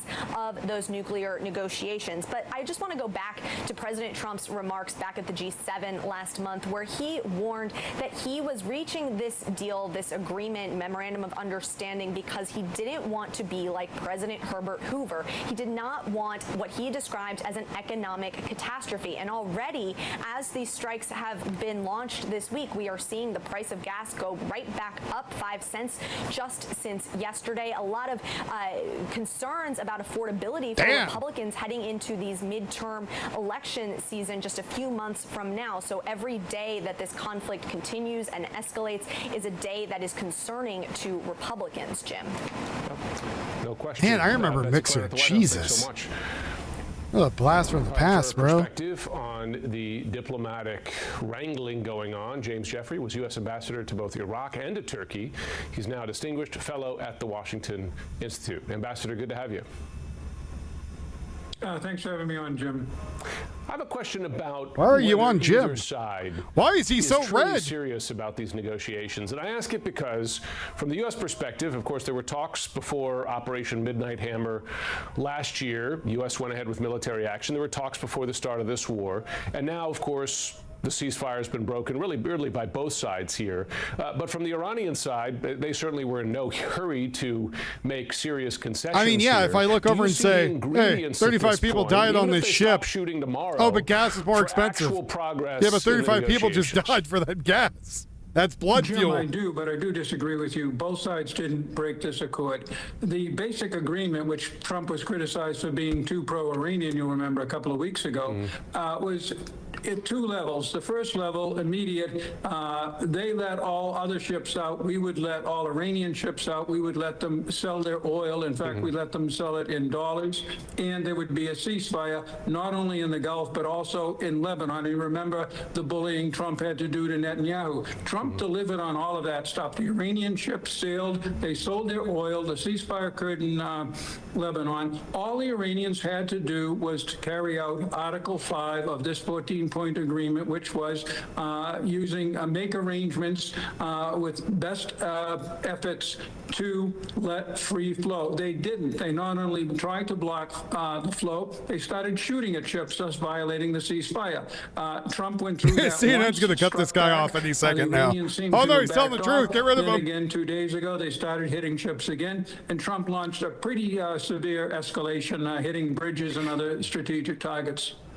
Let me ask you this, though, because I'm not going to certainly defend Iran's conduct around the Strait, but there's a lot of reporting that the language around who controls the Strait and to what degree left some interpretation by both sides. Was the language clear enough as to what next steps were or what was required of both parties? Good point, Jim. This is a crappy agreement in terms of how it was negotiated in the language. But nonetheless, a serious agreement that ends a conflict, each side has to give some trust to the other. And the first thing you do is, does the other side live up to what a reasonable person would say its commitments were in that first phase? Certainly Donald Trump and the United States lived up to that, as I just mentioned. Certainly the Iranians did not. They're hiding behind best efforts, make arrangements and such. Who knows what that language is? But it was clear to everybody in the diplomatic negotiations that at a minimum it meant letting ships sail out. And at a minimum it meant stop shooting at things. They didn't do either. They violated both. Okay, I want to ask you about the broader sense of progress, what was gained, what hasn't been gained since the start of this war, because as you know, there's a lot of criticism of the war, even not just from Democrats but Republicans, that the president's aims have not been met. And frankly, some of that criticism is coming from U.S. allies, Israel included. But you made a point in a piece for the Washington Institute that when viewed from a broader perspective, that Iran has lost a great deal, and not just since the start of this war, but accelerator, I believe. A number of years post the October 7th attacks. Can you make your case for that? Certainly, and I first rely on the State Department, which in April put out a justification for what I would call this campaign beginning on February 28th of what has been a conflict between Iran and its proxies, Israel initially, the United States brilliantly under the Biden administration came to Israel's defense. Other countries got involved. Turkey pushed out Assad, Iran's man in Damascus. We had fighting with the Houthis in the Red Sea, then the strikes on the Iranian nuclear facilities in Fordow a year ago. So it's been an ongoing conflict. Iran today has lost almost all of its surrogates or proxies. Hamas and Hezbollah are in a ceasefire with Israel occupying part of their territory. The Houthis and the Iraqi militias, you notice, the Houthis and the blowing up the fish. And Iran has had most of its nuclear facilities and its highly enriched uranium bombed either to bits or, in the case of the uranium, buried under a lot of rock. So Iran is basically out of options with one important exception, and that is, of course, closing the straits, which is what, even after they agreed not to continue doing it, they're doing today. President Trump at the NATO summit effectively declared victory on the nuclear issue, declaring Iran denuclearized, saying that the highly enriched uranium, which he called nuclear dust, I believe, is inaccessible, buried underground, in effect claiming, it seemed to some degree, that a large portion of his goals regarding Iran's nuclear program have already been met. Is that accurate? Is that true? Like many administration statements, by this one and by ones that I was in. Are you telling me you they have had to no pass video the guy that words. could have taken The this Iranian and corrected nuclear the color infrastructure has so it doesn't been look like largely he's melting? smashed, destroyed. He looks like scattered, Red or Skull buried. at this point. But they have the knowledge, and most of us believe they have the intent to create a nuclear weapon, or at least the threat of one. And so, unless you get an agreement, and of course that is what the ceasefire agreement laid out, a 60-day negotiating period to actually get real commitments by Iran, similar to probably what we got in 2015, to halt long-term Iranian development of a weapon or the weapons capability. And as long as you do not have that kind of commitment from the Iranians, they can dig down in the rubble and they can present a danger to all of us sooner or later. Just ahead this hour, the U.S.-Iran ceasefire crumbles further as U.S. forces strike yet more targets in Iran.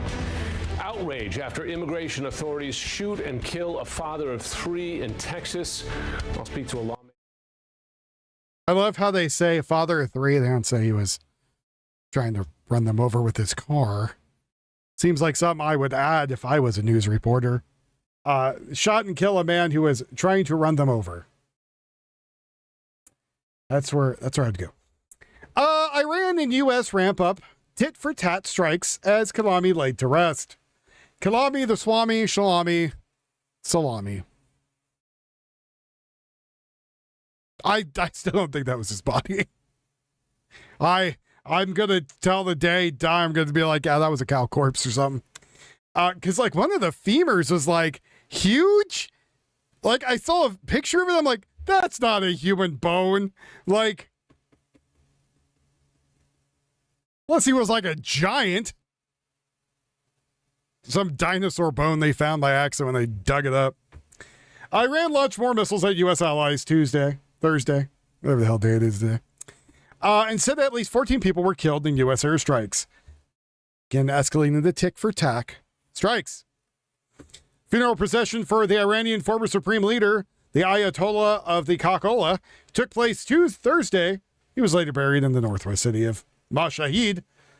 Kahami was killed on the first day of the U.S.-Israel war on Iran. Funny that CBS says it's a war. It's actually not a war. Not a war. Skirmish. Strike. Strategic movement. But not a war, technically. The funeral, blah, blah, blah. People toss around his corpse like it was a piñata. Trump said Wednesday that Iran wants to make a deal so badly. I don't know if Iran really wants to make a deal, to be honest. I think this is just some half-assed, long-term bullshit that the American people are being drugged through and we have to watch. And I have a feeling, honestly, if it was any other president, I feel like this would have been over already.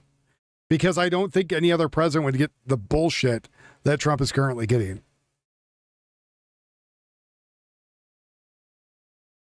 Again, U.S. continues technical talks with Iran after Trump said ceasefire was over. Yeah, like a lot of people, that's kind of the big thing, right? The big thing everyone's talking about. Oh, God, the ceasefire is over. The ceasefire should have been over days ago, if not weeks. They were still shooting missiles at allies when the ceasefire started. Oh, well, they didn't get the memo. Bullshit. How come they can get some guy's corpse, or a cow bone, whoever the hell it is, pass it around everywhere within days? I guess it was weeks, however long it was. And though they make videos about them, quote unquote, bombing people, whatever else. And you can't tell me that a critical thing of a ceasefire, you can't be like, hey, we're talking about ceasefire, we're like 2 hours out. How about you guys knock the shit off? Because I don't want to, right? U.S. Will continue the technical talks with Iran and remains committed to finding a solution to the conflicts. U.S. officials to MS Now. Ceasefire signed last month came under serious strain in recent days. Serious strain. Nice way of putting it. Yeah, Trump wants to avoid civilian casualties, but him delaying doesn't seem like it's going really far, right? Because now the civilian casualties are people trying to get through. We got 30,000 people of their own civilians killed because they disagreed with them. And now we have even more civilians dying on their ships. And that's kind of a shit sandwich, man. Y'all good with me covering some other news really quick? Prosecutors considering charge against Florida woman who shockingly gunned down an Army vet in Walmart. Florida prosecutors are considering slapping charge with a female gunman who killed an Army veteran during a heated spat over a parking space at Walmart. Bart, a 62-year-old retired staff sergeant, was fatally shot by an unidentified woman in front of a supercenter in North Lauderdale just before 12 p.m. The shooter, who remained at the scene until police arrived, claimed that she had acted in self-defense, according to officials. The case has been formally presented to the office of the Broward Sheriff's Office. Spokesman for the Broward State Attorney's Office told the Post on Thursday. Prosecutors will thoroughly review all evidence to determine any charges to be filed. Video shared on social media captured alleged confrontation where a woman wearing a white shirt stepped out of her car with a gun in her hand and began talking back to the man, believed to be Bart, wearing a gray shirt, who had approached her. Two shoppers repeatedly pointed at each other during the argument. At one point, Bart raises his arms in the air as they stood in an empty parking space, according to the video. I think that she just shot him, and I think she's going to go to prison.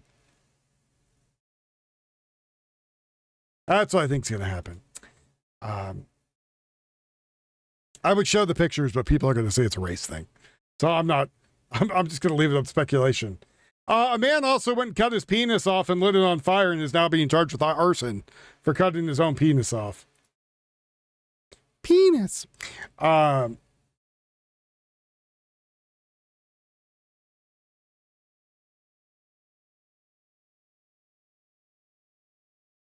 I stay armed every day unless I'm going to California. Then I can't because I don't want a felony. Let's see. Anything going on, Tio? There you go. He hasn't said anything. Yeah, it was a black female lady.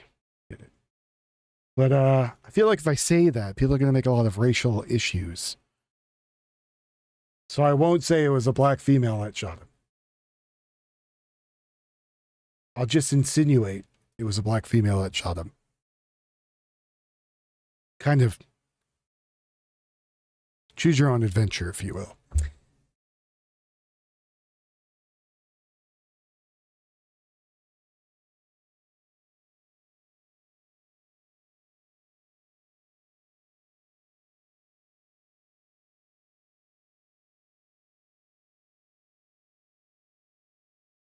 Man, there needs to be more war going on. I'm also looking for any police chases that might happen. I'm also looking for any protests, any riots, anything like that. Let's go see. Tio, is there any riots, protests, car chases, people being swept away by storms?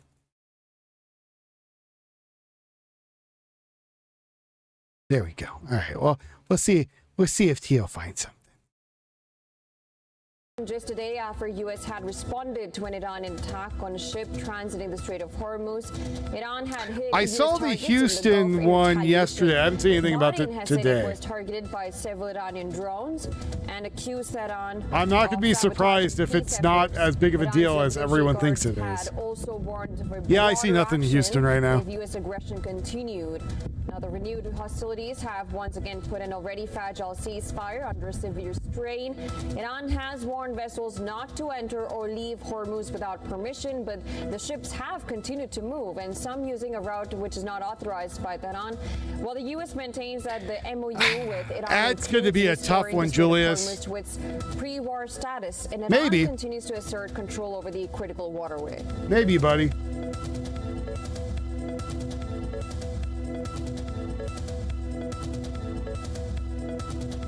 Eight more likes to hit over 100. Thank you very much, all you wonderful people. U.S. military says that it has carried out new strikes on multiple targets in Iran. The CENTCOM says the strikes were in response to a fresh attack on a ship transiting the Strait of Hormuz.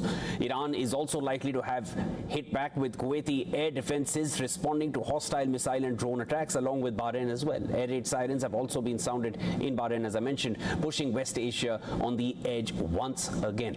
In a statement, the U.S. Central Command said the new strikes targeted Iranian surveillance infrastructure, communication systems, air defense sites, drone storage facilities, and mine layer capabilities. Iranian media reported several explosions in Sirik and Kashem areas in southern Iran. According to the CENTCOM, Iran attacked a Panama-flagged oil tanker. This happened on Saturday, which was carrying some 2 million barrels. The movie? I never saw it. In a post on Truth Social, Trump said that the U.S. struck Iranian missile and drone storage locations and coastal radar sites for violating the ceasefire agreement. Trump also warned Iran, saying that the Islamic Republic would cease to exist if Washington is forced to militarily complete the job that it started. The IRGC claims that it launched ballistic missiles and drones at U.S. Ali al-Salam Air Base in Kuwait and the 5th Naval Fleet in Bahrain. It also warned of a crushing response to enemy aggression, quote unquote, and even threatened to halt negotiations if ceasefire violations continued. Now, the latest strikes come just a day after U.S. responded to an Iranian attack on a ship transiting the Strait of Hormuz. Iran hit U.S. targets in the Gulf in retaliation. Now, Bahrain said that it was targeted by several Iranian drones and accused Iran of sabotaging peace efforts. Iran's Revolutionary Guards had also warned of a broader action. Is it free on Prime? I'll have to go look. Now, these renewed hostilities have on once Optimus again Prime? put an already fragile ceasefire under severe strain. Iran has warned vessels not to enter or leave the Hormuz Strait. But they don't own the entire ships have strait. continued to move, some using a route not authorized by Tehran.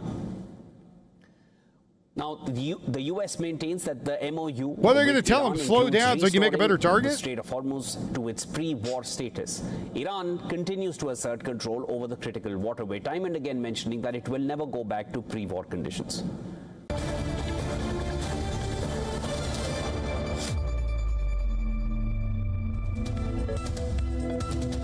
All right, we have some breaking news just coming in. U.S. military has said it has carried out new strikes on multiple targets in Iran.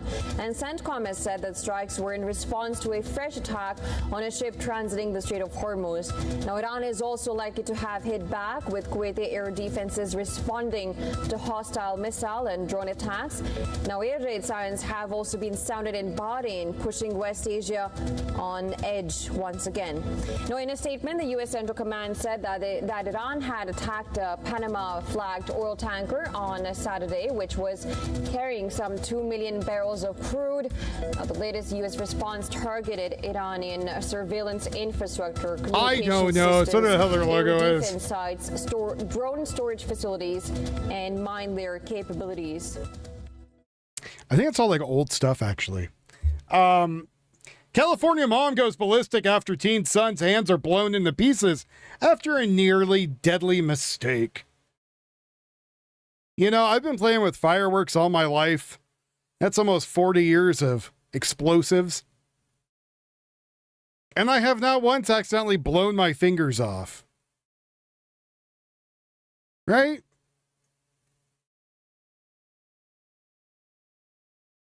That's the whoring moose. Mostly harmless. Mostly. An explosive 4th of July celebration for 2 Southern California teens resulted in traumatic injuries with their hands, with potential amputations. Oh, he's going to have no hookies. No hook hands. Leading to a desperate warning from one of their mothers, Maria Escalante, a mother of twins, told CBS, oh, she's got that second one. She got a spare. He's got 2 hands, hopefully, maybe. Picked up off the streets. Oh, well, here you go. What kind of fireworks you think they had that blew off this idiot's hands? Maybe I gave it away by saying idiot. Do you think he went to a reputable source to buy these? No. Hi, Big Dumbo. No. One of her boys and a friend lit up an illegal firework they picked up off the streets in Anaheim, which immediately blew up in their hands. So they just randomly went out there and just bought some random ass firework. And they're like, this looks good. Why does this fuse look wrong? Why is it so short? Escalante's son lost several fingers on one hand. He's currently hospitalized with bandages. Was he holding it? She says he's not doing good. He's going to be in the hospital for about 2 months. His hands are literally butchered. The devastated mother said that her son would never will never go through reconstructive surgery that will fully restore his hands. But there isn't blood circulation in the surviving fingers. So what they're probably going to end up doing is cutting them open and sticking the hand into one of his body parts and then trying to put blood flow to it as a last resort. Unless they just don't care and they're like, c'est la vie. Yeah, whatever. The devastated mother said that her son, again, would never have full use of his hands and would be amputating more fingers. They're going to do their best to reconstruct his hands, but there's no guarantee about it. They're going to see if they can proper circulation go into his fingers, but from what he lost, to few fingers he has left in his hands. Escalante said that the scene, Mountain View Avenue, and found pieces of the illegal firework. She's demanding that Anaheim Police Department investigate the pipeline of pyrotechnics. Really, lady? Is that... is that... Okay. Listen, officer, you got to go figure out, oh, my son bought something illegal and blew his fingers off. Again, also, like, so the fireworks she's showing, it looks like a mortar, right? So he has a base and it shoots up. The other teen's mother told them that every year they sell illegal fireworks there. So I don't know if Anaheim Police Department knows about this or not, but they need to start investigating, she said, adding the other boy's hand was also badly injured. Were they both holding this thing? What the hell were they doing? The illegal fireworks continue to pose severe safety throughout California, according to 2023 data. The California State Department of Public Health. Fireworks incidents led to at least 780 emergency department visits and 2,000 non-fatal hospitalizations.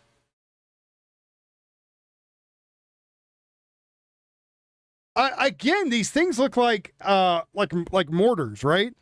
So did he stick his hand over it when it went? I don't understand. Last month, the California Post related that banned fireworks are steadily streaming into Golden State from Nevada, where dozens of retailers are seeing a substantial influx of California buyers seeking to evade local bans. The devastating consequence of these explosives were seen on 4th of July last year, when an 8-year-old girl lost her life after a man igniting illegal $400 cake packed with professional-grade explosives. That's not an accident. That's called a bomb, especially if he's igniting $400 packed, $400 cake packed with a professional-grade explosives. Doesn't sound like a firework to me. That sounds like straight-up murder. But let me know, you have all used fireworks. Have any of you lost a finger? I think I know more people have had their fingers blown off by firearms than I have by fireworks.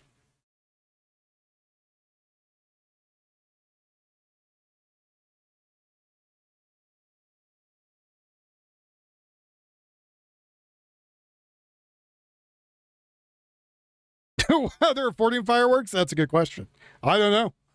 San Francisco plots risky socialist bank modeled for controversial experiment. San Francisco votes will decide whether the city should have a public bank after a city supervisor this week approved such a proposal to appear on the November ballot. The city would be the first nation to have a municipal government-owned bank. Only the state of North Dakota runs a major public bank in the nation, but the city's proposal gives no answer to where the estimated $325 million to startup cost will come from, as the city faces a $643 million deficit. God, they're stupid. Oh, Oh, God. In a moment like this, asking voters to commit San Francisco to potentially running a financial institution is like asking for trust in a city that has not yet earned it. Said Supervisor Alan Wong, one of the two votes against placing the measure on the ballot. Our city track record shows that meeting these demands is harder than it sounds, even for institutions designed with the right intentions. What is the right intentions? What? Yeah, let the government have a bank. This sounds great. Socialist Supervisor Jackie Fielder, who just returned from the months-long mental health leave, she's goddamn nuts. That's why. Indicated that future legislation would require out a revenue stream.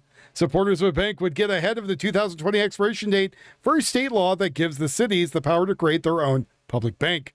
Cities, by the way.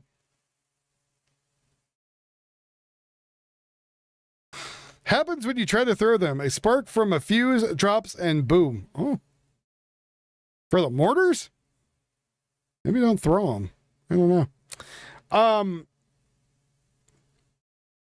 I do know that, I was at my sister's over 4th of July. Some idiot launched something off, and you heard the pieces of it, start hitting cars and people's houses.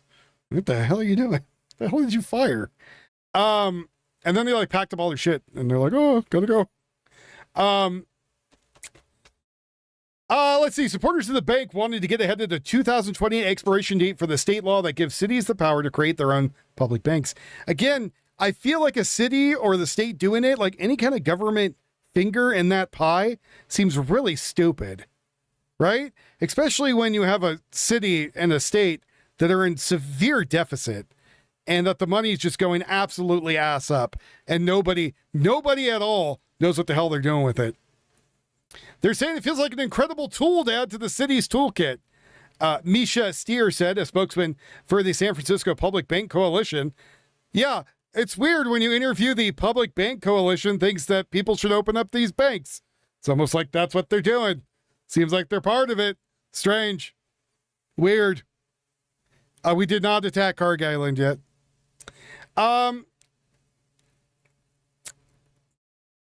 And the coalition was founded by Fielder. So the socialist supervisor, Jackie Fielder, also went and made the bank coalition to push putting banks where they want. Kind of weird. Kind of feels like a scam to me. City bank supporters say that this would unlock financial assistance for thousands of housing units that lack funding to address housing crisis. I could finance climate goals or lend small businesses in the area. Oh my God, does this sound stupid? What part of this sounds like a good idea? Especially when you're saying, we're doing it for climate goals. Oh, Jesus. And we're also doing it for people that can't afford a house so they can afford a house, but they don't make enough money to afford the house. Something sounds fishy here. You know what's going to be is I feel like there's going to be, there's going to take money from the city is what I'm going to guess. And then they're going to put, of course, interest on it. But that interest is going to go to somebody's pocket. Probably Fielder's pocket is my guess.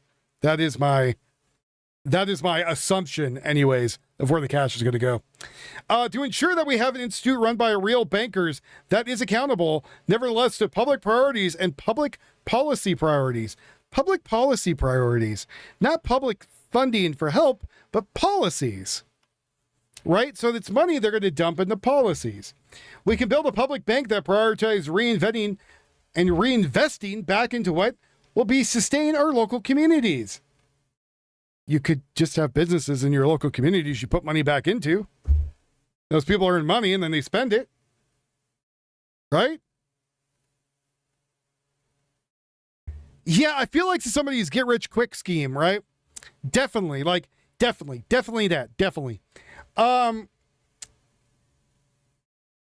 Added Supervisor Shane Shen. Oh, what if this bank had somebody that lived in there and got a very large sum of money from the CCP? And then they can't pay anything. And then the CCP repossesses those lands and now owns them on American soil. Hmm.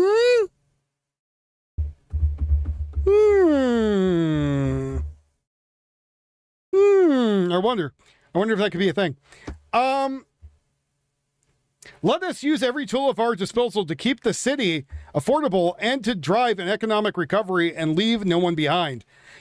You literally have the most expensive state that has more people leaving and nobody's popping out babies anymore, and businesses are leaving by droves. And no one can afford to live there, right? The bank would be run by qualified bankers appointed by oversight committees whose members would be selected by local officials. So no one's voting them in.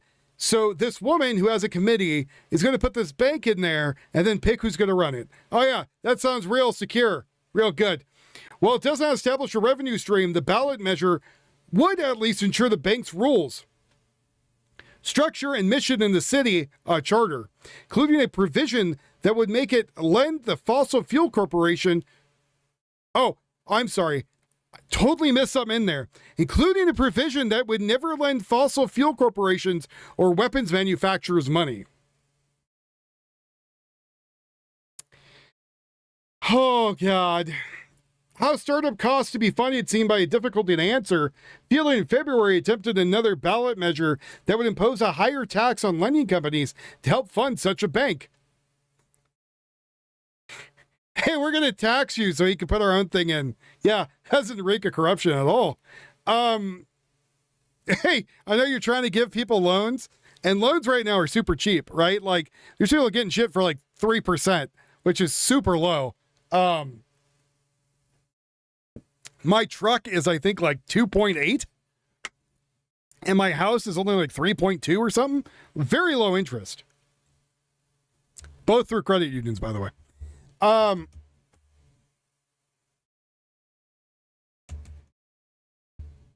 will not accept any of the funny money. Yeah. What? What the hell? What? Why is my... How do they get my truck and my house so low? Well, what I did is I went to the credit union and I pulled out my penis and anyways,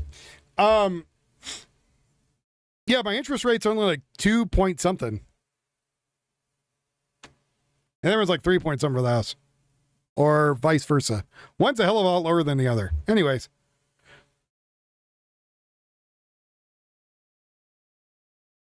I do something good financially, and people ask, what the hell did I do?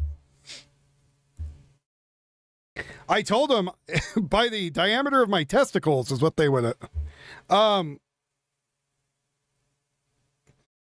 don't follow Wolfie's advice. Can't confirm that's a bad idea. God. Any news tax may be difficult in current political environment. The past June, voters to progress the city even voted down a tax hike on highly paid CEOs. Yeah, because the people are noticing when you keep taxing the businesses, they leave. And then people don't have... I love a good testicle conversation. I was going to say circumference, but... So if you overtax people who have businesses, the businesses take off from that area, right? I told the loan officer I was a proctologist. He asked me why my hands were on his shoulders. I told him those weren't my hands. North Dakota Bank sees a deposit mostly from state's collection of taxes and fees and corporate accounts. A very small portion comes from residents, as is the bank's policy not to compete with private sector or retail deposits. The bank has mostly seen success and turned profit for many years. Oh, what was that word in there? Churn profit. Uh-huh. Yep. So the cities and state want to put banks in there to have the banks earn the money so they can control your money. God damn, I need my family to move out of California. All right, well, I'll just get them all together and be like, sell all your houses. We're all moving to Alaska or some shit. Texas. Anywhere else but there. the moon. Bank has seen mostly success return a profit for many years, which can be returned to the state's government general fund or used for economic development initiatives. Now, the economic development initiatives, that's in Dakota, North Dakota. But the one that San Francisco wants to use, again, they automatically say it's going to go towards they say it's going to go towards other stuff like green crap, right? Like we're going to plant more trees or some shit. Or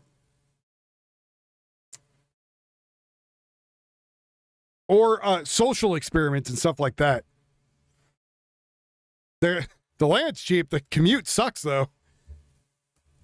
Bank has mostly seen success and turned to profit. Develop initiations and a lot of success and trace to the state's functioning fracking boom. Oh, so they're fracking. so let me get this straight. So a bank in North Dakota is making a profit off of this. And it links back to fracking, right? So industry, it's part of industry. San Francisco's one they want to do, wants to first increase taxes to pay for it. So you got it. So your money. So everyone in the city or state has to put money to get this stupid thing to come off and to happen, right?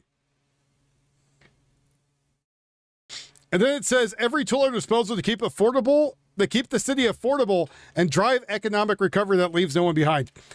But you're not going to use it for fuel and you're not going to use it for weapons manufacturing, which the other one that's making money started doing it from fracking, probably for oil.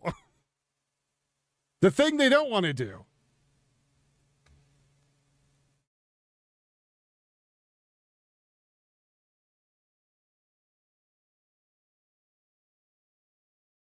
And they want 330 million for it. Like, I don't know. Like, if I saw this on the ballot, I would ask and be like, are you out of your goddamn mind? Like, what the hell is wrong with you? Are you stupid? Hey, dum-dum. Let's see. As the success to be traced to the state's fracking boom, according to the research by University of Illinois, Chicago, Professor Robert S. Chirinko. But unlike commercial banks, despite it being a public bank, are not issuing... Dear God. Oh, God.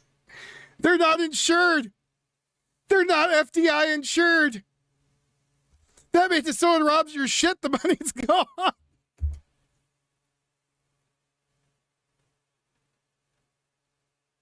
Or if it collapses or burns to the ground or any other thing, right? Oh, sorry, money's gone.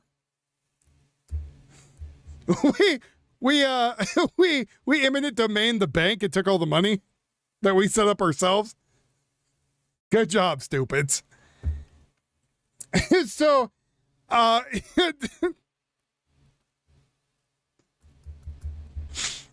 God. Oh, Jesus. Deposits in public banks are not insured by the federal government, which means North Dakota takes on all the risk. California law requires federal insurance, which will give the city more regulatory hurdles, as no public bank has sought that approval before. Chirinko said any success replicating North Dakota's model will heavily depend on the funding. San Francisco proposal focuses on investing in climate-friendly technologies. Because we all know that's really where the money's at, right? That makes us a lot of money. Climate-friendly technologies. You ever try to use a goddamn paper straw? How many of you had to use a paper straw? And how long did that last for? A year? A year until everyone's like, this is goddamn stupid. It doesn't work. Right?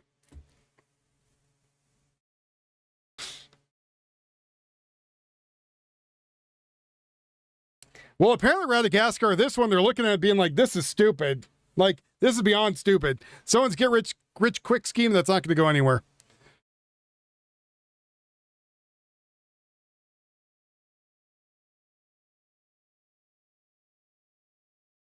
Oh, Madagascar, I left a picture for you in the Discord, by the way, buddy. I don't know if you saw it.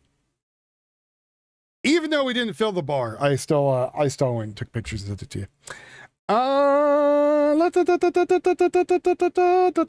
There could be a role for government. There could be a role for their government for recognize they're not going to get your money back, he said. Such banks also have a face accusation of unfair policy influence. 2016, North Dakota's bank, financial law, local enforcement, militarized response to controversial protests against Dakota Access Pipeline, sparking liberal backlash. Already, critics in San Francisco are saying the same policy favoritism could happen on how loans and financial products were getting issued. What do you want? An SF public bank staffed by cronies of absent TSF supervisor Jackie Fielder, which is exactly what was going to happen. It's in the general thing from yesterday. Since we're talking about those shotguns, I took a picture of mine and sent it. Already critics are saying, do you want someone in there? And they said, do you want, what do they want? San Francisco public bank staffed by cronies, the absent TSF supervisor, Jackie Fielder, claimed tech figure and Combinator CEO Gary Tan. I'll be tremendous grift mill robbing the city blind, which I think so too. I think it's a horrible idea. I think if any place out there comes out and says, you know what? We're not screwing you over enough with taxes, so we're going to raise your taxes, number one. And then after we raise your taxes, right? After we raise your taxes, we're going to build our own bank with tax money you put in here. Oh, God. Bratty girl, what the hell is in your water around the area there?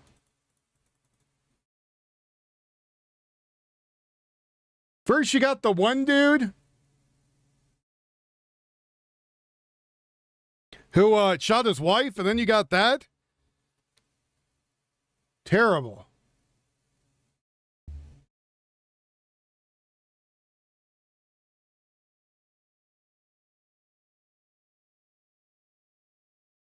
So I'm looking to see if there's a chase around.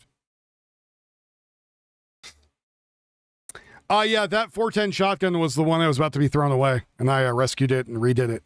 It did not look that nice when I got it. It looked like a piece of crap. It was rusted. Smelled funny.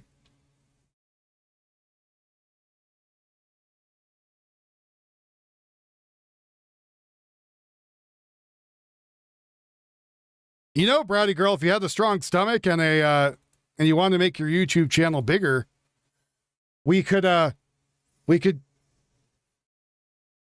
do true crime. Literal true crime that's happening.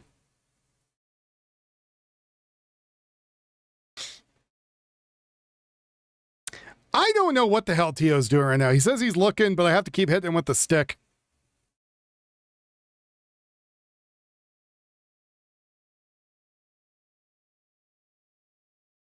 I'm not buying a thing from Doge. Their coins failed. Yes, I'm aware you said Dodge. A good chase would be nice. I'm making the best of it.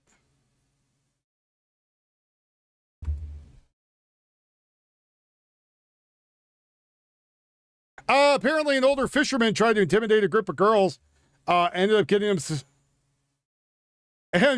bear-maced. Group of girls were just trying to enjoy the river, and he was upset that they were by the river. What a dum-dum.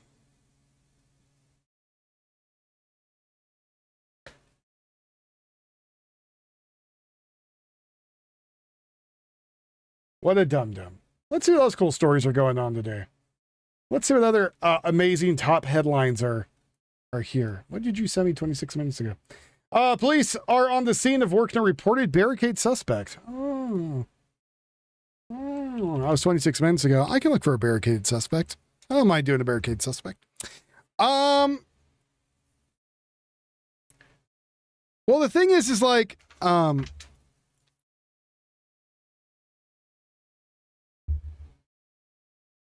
Yuffie looked at me and now she's taking off with my keys. She's gonna go run the truck into a ditch.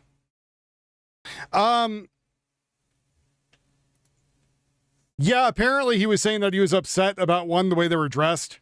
They're going to go play in the water. I don't think they're going to be wearing a burqa. And then number 2, he was upset that they were scaring away the fish. So, you know, I go fishing, but also I know if it's hot as Satan's butthole, like I understand that kids and other people are going to be going into the water to go cool down.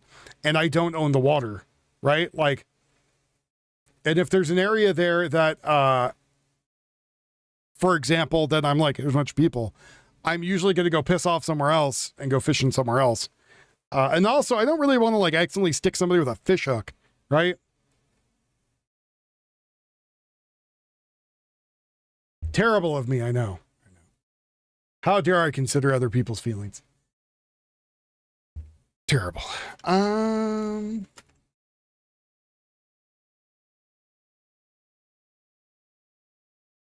Absolutely horrendous. Just posted the last 2 greenhouse pics. I got new ones. We just got tomatoes. Oh my God, that's a big greenhouse. I wish ours was that big. That thing is enormous. Goofy came by, mouth opened. We got to put a fan in ours like that too. I ain't hungry enough to fight over a fish. And like, that's the other thing is, you know, you don't really own the water. It's kind of going through day, right? I don't know. Like, I've been places fishing where you get some old ass cranky AO, you know, asshole out there. I've been fishing here for 45 years. Okay, Grandpa. That's nice. That's nice, buddy.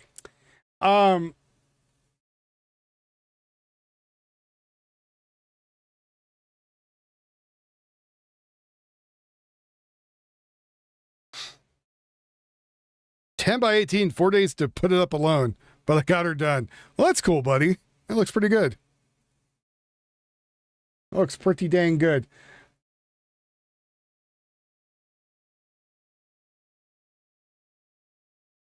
I'm looking just for anything that's crack-a-lacking.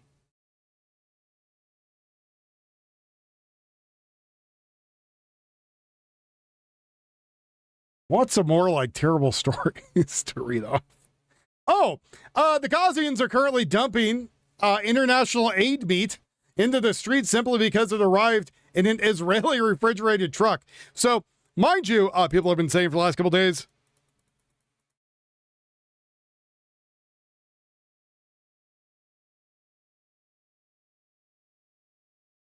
that, or not days, probably years now. Gaza needs aid, right?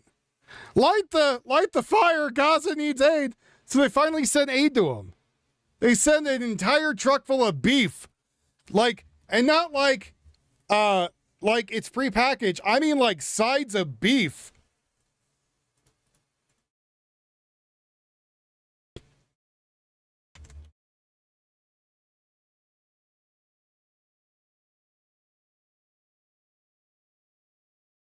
Guy slaps the beef like it's his woman.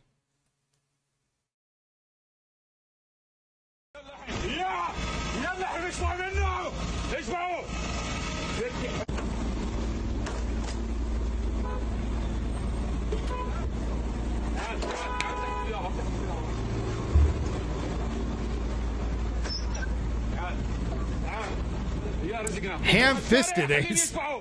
خليني يسمعوا الانذار ولاد الشرابير اطلع كبون على الشارع خلي النبل خنزير يسمع خلي الانذار الجوعانين خليهم يسمعوا هون. So this isn't the first time this has happened. They were finding out when they were dropping aid into there, the warlords in the area were picking it up and taking off with it. So they started bringing stuff in on trucks and making sure it was given to people, right? So they'd go up there with a couple Israeli soldiers and be like, hey, we're going to divide this up. Oh, they bitched. Oh, they were unhappy. But the warlords weren't taking off with the meat, right? No good.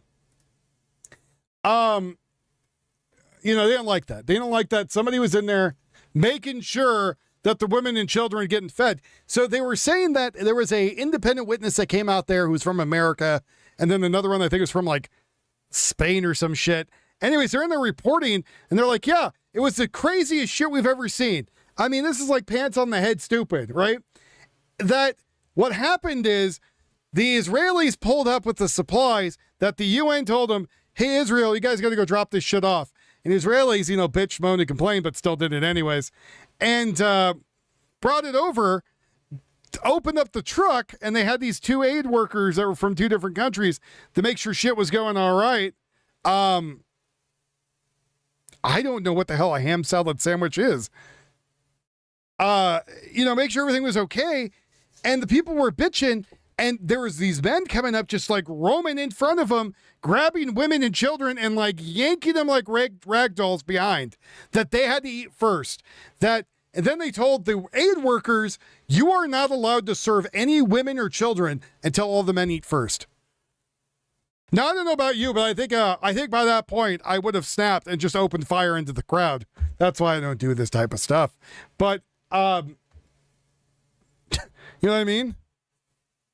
Ham salad is like egg salad chopped up. Can you do it with Spam?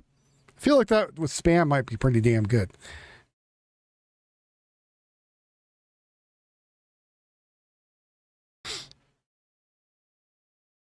Yeah, give them something, right? Like, a slap upside the head with a belt.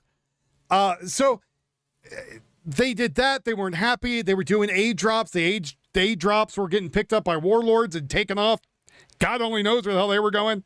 And people go, well, it's really weird that in Gaza, that the people who are shooting at Israel and other countries seem to have UN gear. Isn't that weird? Well, it's because the shit we were dropping in were supplies for the people. But of course, finders keepers, right? And take off with it, and that's the end of it.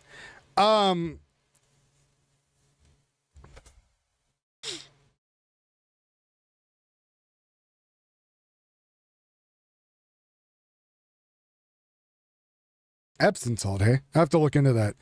Put that in the Discord so I can remember that when you get a chance. So now we got this scene, right?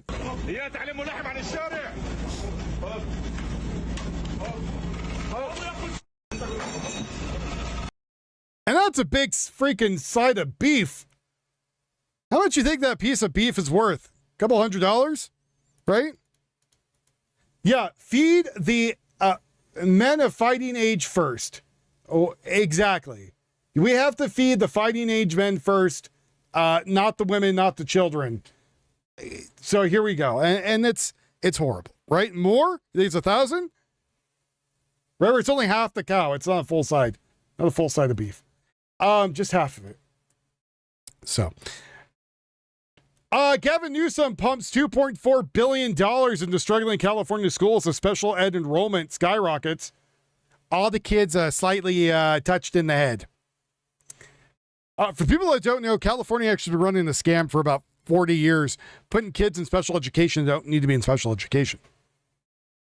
Gavin Newsom is now ratcheting up the spending to California's public schools as a number of students with extraordinary needs, not just regular special needs, but extraordinary needs skyrocket.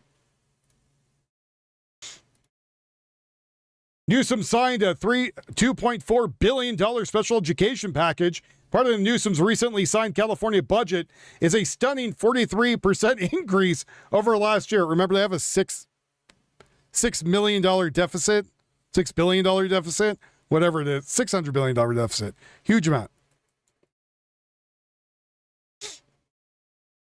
To help the literacy aid, behavioral health assistance, and other specialized services for pupils with disability. Most of California can't read. I'm pretty sure a majority of them are retarded. Like, there's no other way of putting it. I don't know other way of putting it nicely. They seem to have something wrong with them. Or the school system failed them, tried to have them only do tests and actually didn't give a shit about teaching them. Oh, wait, it might be that thing. Oh, okay. And you don't need $2.4 billion tax money to go into it. Is that code for English as a second language? Don't know. But they did put a major amount of kids who were from other countries who couldn't speak English in special needs. Because I guess this is special needs. The special need is you need to learn English. I guess. He says, I think we did fine with some earlier investments, but there was the gnawing understanding that we were, failing more efficiently.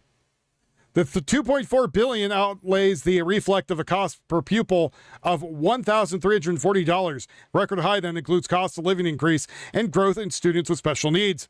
The government was flanked by school children who participated in the mock singing on the budget trailer bill that included the educational funding. So he went out there full scumbag and used kids to help sell this stupid thing. Newsom's budget includes $80 million in reimbursements to districts for specialized students, severe, and increased $30 million for the Supporting Infrastructure Practices Project, which aims to expand schools' disability access, $25 million to increase opportunities for students with intellectual and developmental diseases and disabilities, another $10 million to support alternative pathways to high school diplomas. What the hell is alternative pathways? What does that mean? Does that mean you have to blow the teacher to get your degree or your diploma? The hell does that mean? What other pathway is there? Learn the goddamn curriculum. Learn how to read and write.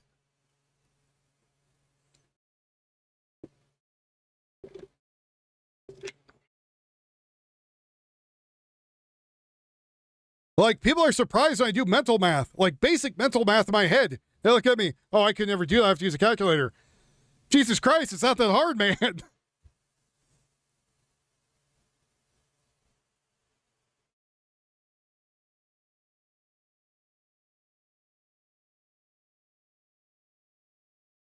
Sorry, I'm getting some water.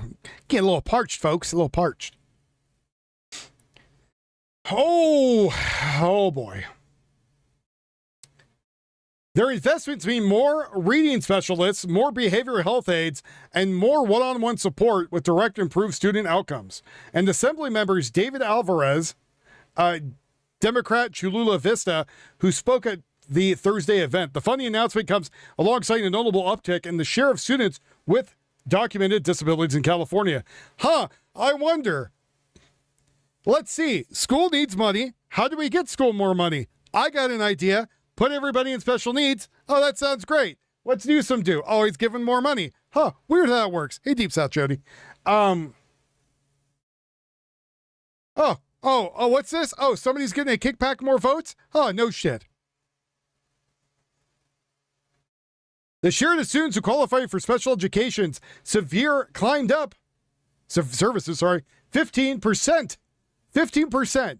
They are saying that, where was it? 45% of the goddamn school is special. 43% increase. 43% increase, right? I don't know what the hell it was before. Are you telling me that the majority of the school is special needs?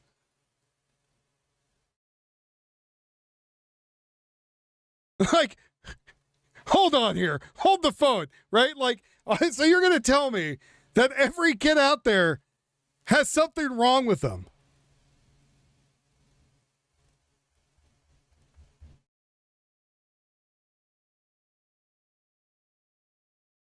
Testing results from last year show that just 49% of students met or exceeded state standards.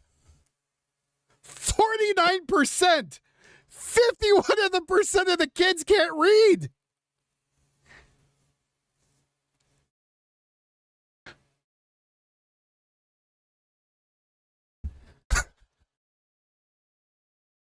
I'm baffled. I don't know. I don't really know what to say, to be honest. Oh, just 49% of the students met or exceeded. The Quality Learning Center. Good timing. Good timing to show up. Oh my God. Most students with disabilities have related mild conditions such as speech impediments or learning disorders such as dyslexia. Yeah, okay, look, I get dyslexic shit sometimes, right? Where I might read something and I switch stuff, right? Or maybe numbers I switch around once or twice, whatever.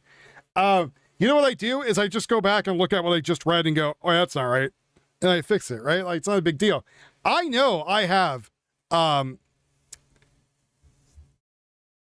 some issues, right? What those issues are, I have no idea, but I know I have severe anxiety.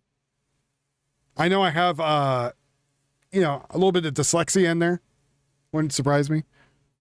We're probably all autistic. Push one if you're autistic. Whole chat fills up. I'll put mine in there too. There we go. But like, good evening. How's it going? How is Bristol Bay, Alaska today? Hopefully it's nice and cool. We're learning about how no one in California can read. Yeah, maybe all the microplastics in their brains killing them. You put it at 7? Put 1 if you're dyslexic. You put 7 in? What does that mean? I'm real fucking dyslexic. It's 7 instead of 1. Oh, I shouldn't cuss. I'm trying to cuss less. You're going later today? Sweet. Did we win the war yet? Oh, no, unfortunately. We hit them much more today. Why did it make dyslexia so hard? I don't know. Probably some Greek words, my guess. Let's see. So again, 49%, less than 51% of kids failed standardized testing. Students met or exceeded standard. Oh, sorry. I take it back. Reverse. I'm sorry. I misspoke. I have to correct myself. Call the press as I was wrong. I have to correct myself here. 49% of students met or exceeded state standards in English and language arts. So they failed 51% of students in language arts.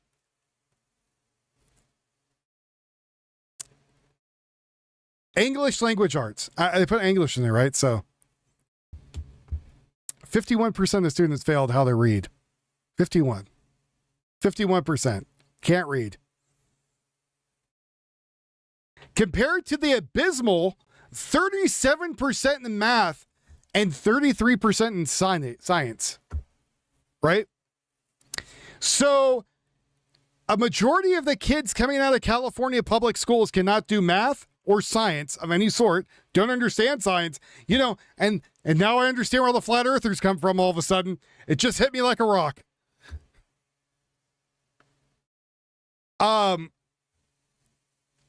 And 51% of them can't read.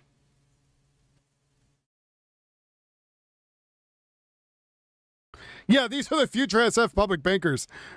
Yeah, how many pennies are in a 20? Maybe that's why we don't have pennies anymore. Made it too complicated.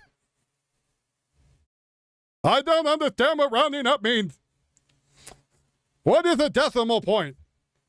You know I learned math very well. We're gonna go down a little Wolfie memory lane here. Let me go and man, I wish I could do art. I would draw my characters like a chibi in school. Let's go down some memory lane here. So when I was in school, I was bored out of my goddamn mind. I hated school. I felt like it just didn't do anything for me. So my last year, I went to independent study and I did all my stuff and graduated with a 4.0. I was born 2 years after you graduated. Make sure you donate. Please support my broke, decrepit ass. So when I was learning math, I learned math because of a machine shop, right? So I used to have to actually do a lot of math and trigonometry and geometry for building stuff because I thought it was fun. That's why I learned math, right? Like the times table shit and everything else. Like, my family, we used to sit around and like drill each other on it for fun. So we'd have like cards and be like, what's this? What's this? Right? Like, what's 2 times 5? Okay, that's 10, What's, 20 times whatever, blah, blah, blah, right? And so we would just, do it and just kind of make it an everyday part of life, right? 0.375, yes. 10 fingers, most of the time at the machine shop, you're not really worried about your fingers losing. It's mostly your eyes. That's number one, is your eyes going. Get a steel chip in them flying off of a lathe. Anyways,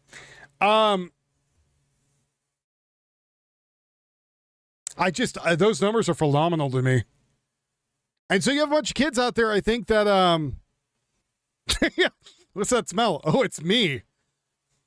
Again, hit that like button, folks. Let's go over 100. Again, appreciate y'all. We are at 556 into the bar. I haven't really shackle-hounded. I've been here for almost 3 hours, so I think I deserve a little bit of shackle-hounded. All right, let's see. So test results came out. In a budget agreement with the legislator, Newsom stripped the duties of the state superintendent of schools, giving the executive branch more control of the Department of Education through an appointed commissioner, because that's going to work out just great. It's not like California screwed it up to begin with. Let's screw it up even more, I guess. The move reportedly blindsided current superintendent Tony Thurmode, who called it an democratic to the B.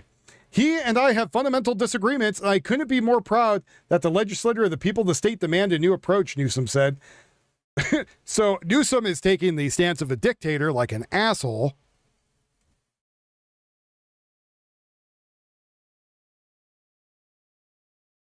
And firing people who don't do what he wants. Mind you, hey, Scumdog. Mind you, again, 37%, only 37% of people passed math, 33% in science, 49% in reading. What are you talking about? Americans only use feet.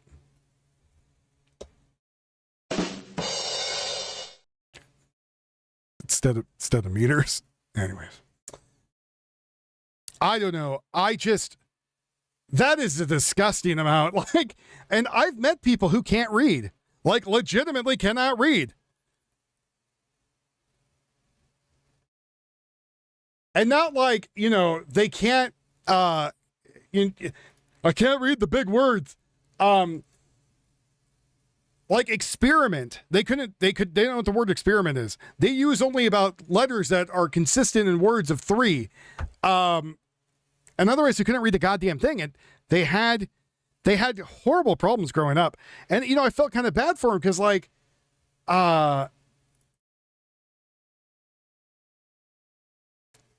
feel like they were they failed, right? Yeah, but even if you fail at math, right? Did your school fail at, did only 37% of your class pass math? Or how about English? Did 49, because I know you're in Australia, so you're a good example here. When I was in school, most of my class graduated. It was weird if you didn't graduate, right? Because, everybody was like, hey, you're the weirdo over there. You didn't graduate. What the hell's wrong with you?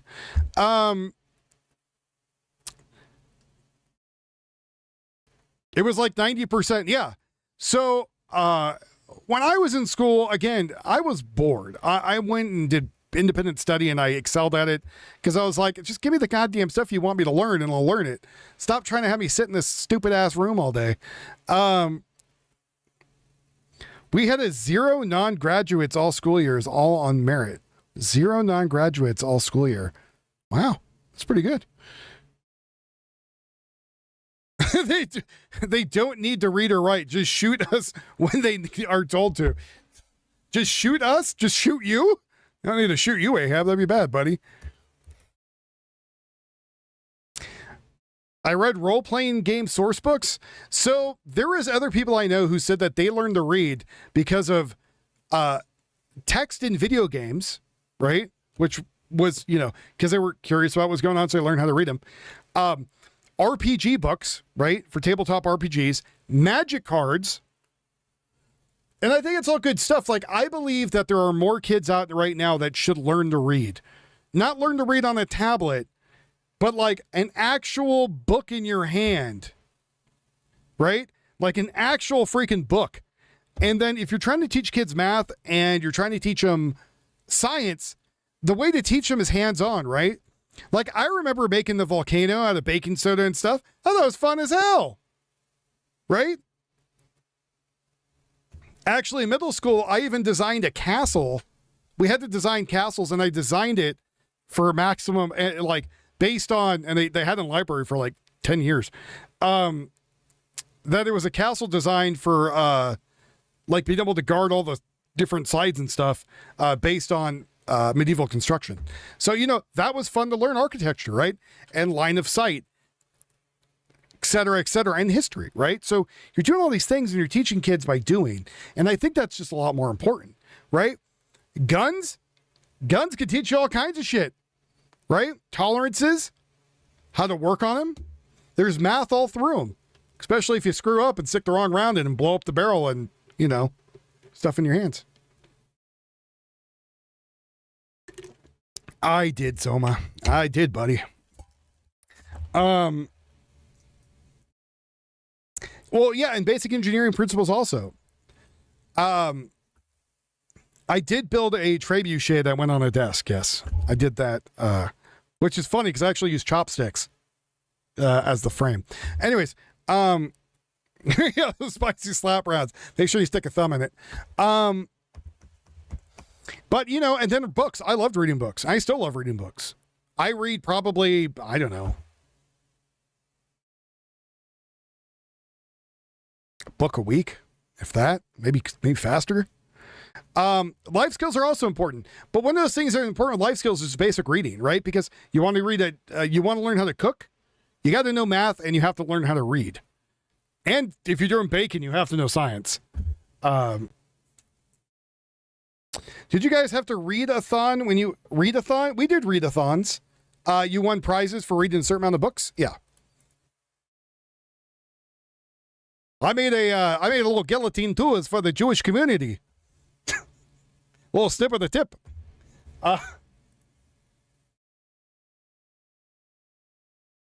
Shalom.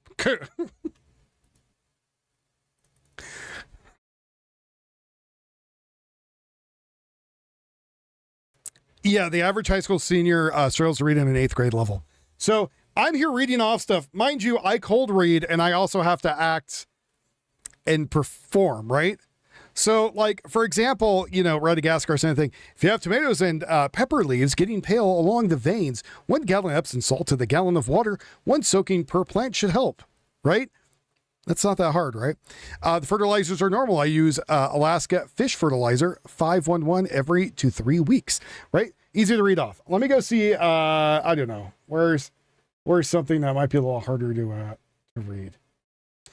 Iranians unfurl chilling banner with Trump's assassination threat at the Ayatollah Khamenei's burial, right? So again, I read constantly and I learn constantly. And you kind of have to do both things because, like, you can't just watch YouTube videos and be like, I know everything.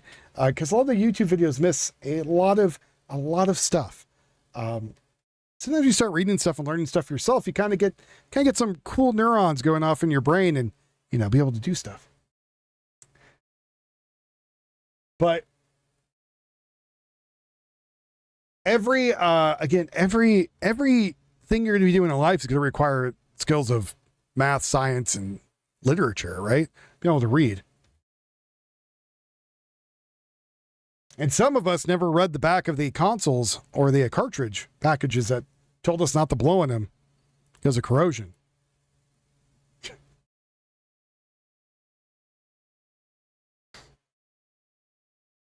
Well, again, the other thing is, let's say you're a kid nowadays, right? And you're sitting around and you want to be entertained, right? You want to be entertained. What are you going to do to entertain yourself? What's the one thing most kids turn to?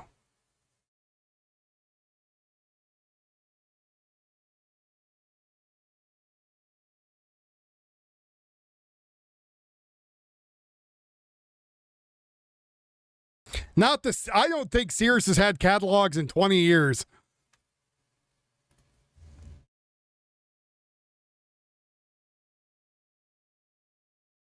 Masturbate. Jesus, bro. The internet. Jesus Christ. Well, yeah, they're talking about fapping away. I guess that's another thing that is increasing is that there are children out there. Okay, not children. how can I say this without getting myself in trouble? There are people out there who are turning to masturbation not for sexual pleasure, but to get dopamine because they are suffering from severe depression brought on by, there we go, a little bit of background music here we talk. Brought on by severe depression and anxiety. And some of that stuff is because of the internet, stuff like that, and learning, instant gratification is a easy thing to get right now, right?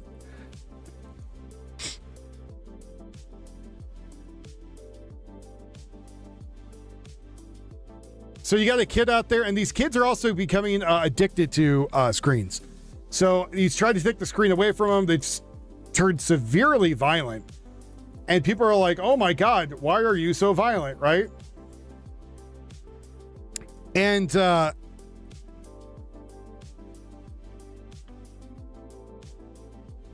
SSRIs and dabs to pass the time. Yeah. Sorry, sir. I'm just creating some dopamine on this bus. Yeah, it's the dopamine and other receptors going off. And, so you have these kids now who don't even need to read anything. All I got to do is they just flip on the old tablet there, right? And go to town. Not wanking, but like if they want to watch something or they think they're going to learn something, or, I can go look right now on YouTube and pick up 10 different videos, right? I can go on YouTube right now and be like, I don't know, deep sea creatures of the abyss, right? And I can look up deep sea creatures of the abyss, and there's all these videos made by AI, and they come out there and they're going like, Mr. John discovered blah, blah, blah, blah, blah, right? But Mr. John didn't discover dick all, and nobody knows what the hell's going on here. Yeah, and they're kind of the Borg. They're kind of plugged in, and nothing else is going on. Say it ain't porn. I think porn is part of it because that gives the quick instant gratification.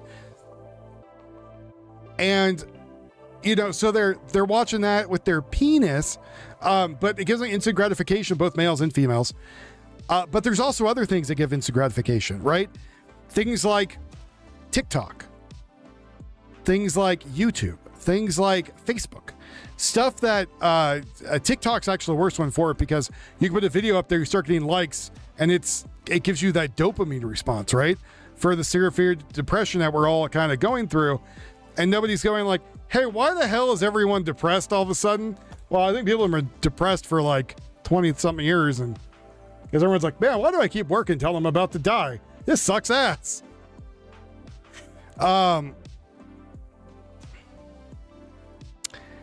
So that, Bez, goes to the cell phone addictions, right? And just like Soma said, it's related to the popularity of slot machines in Vegas. It's that instant gratification that you get, right? It's that you grab that handle and you give it a, right? And all of a sudden you watch the stuff go by, and that minute that you get a win. And I'm one of the few people I know when I go to a casino, I could go in there with $20, I'll win 300, I'll play with 300, and then I'll leave because I'm like, I played with my fun money and now I'm getting the hell out of here, right? So don't go broke. I mean, I play mindless phone games, but I'm also almost 40, so I think I've deserved it.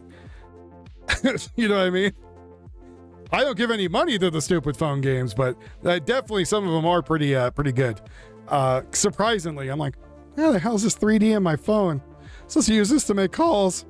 But again, it's that instant dopamine response, right? Throw in $1, pull the handle. Oh my God, I won $10. Oh, instant gratification. Also, the flashing lights, the noise, everything. A whole thing. The way the machine is actually tilted, the seat, et cetera, et cetera, et cetera. They're addicting. Remember, if you want instant gratification, you can donate to me right now. You'll feel good when you do it. Humans and the phones experiment with a monkey hits a button and gets dosed with cocaine. It will hit that button until it dies. Yes, 100%. And it's the same thing, right? So, will you get dopamine? Do you want to see me be happy? Then yes.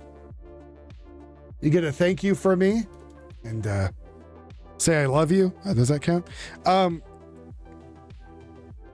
Yeah, there you go. That's going to be the new thing, Bez. If you donate to me, you can stop masturbating as much. If you're an alcoholic, if you donate to me, you have less money to spend on booze. I could probably twist this in all sorts of neat ways.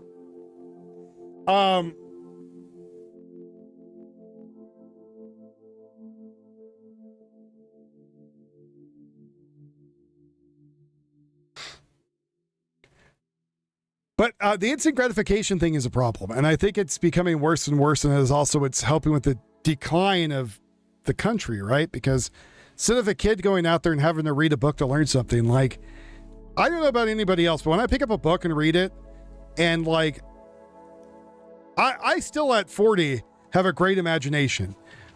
And I can imagine what's going on in these books and like really enjoy it, right? And have a lot of fun with it. And when I'm driving, I do books on tape. One of my favorite things when I'm driving. I like music to a point, but to me, the books on tape are more engaging when I'm trying to drive. But, you know, and your mind's transported to a whole new place that, you know, to me, no video game can replicate. At least not yet. And no movie can replicate. And I think that's important for people. And I think more kids need to learn that instead of the instant gratification of, I pull up the tablet and I watched, you know, a 30-second video, right? And I think books are going to keep going with the test of time, because I think more and more people out there are starting to turn back to them going, oh my God, I just discovered this is amazing, right? This is great. I feel awesome. So like right now, right, instant gratification, give me something to look up. It's probably a really bad idea, but you know, give me something to pull up and talk about, right?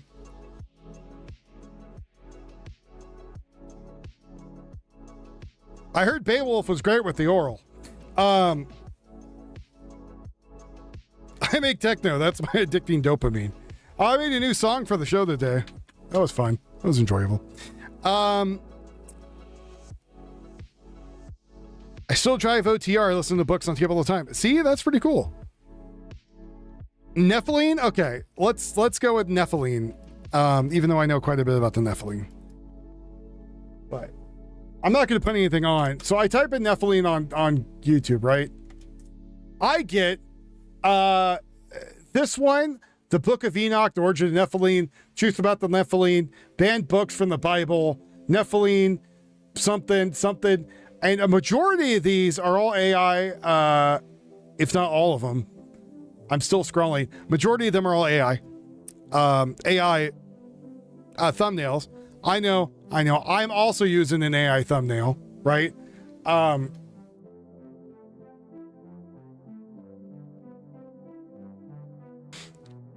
I only use them as kind of an eye catcher, and then I'm here most of the whole time until I get smarter, and then I make my own AI, and then I'm here for 24 hours. And you're like, man, Wolf, you're really putting in those times, and I've been asleep for 8 hours. One day.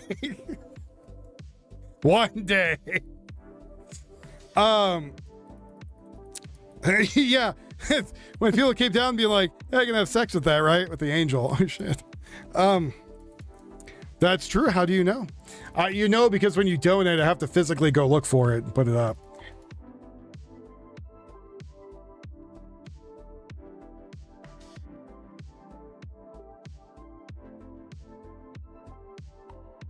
So I'm here looking at the Nephilim videos, and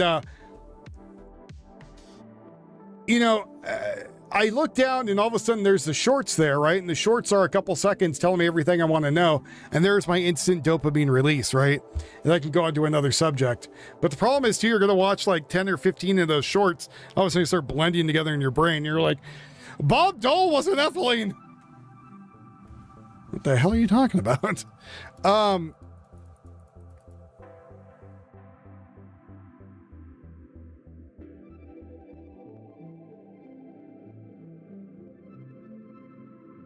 Use Reason.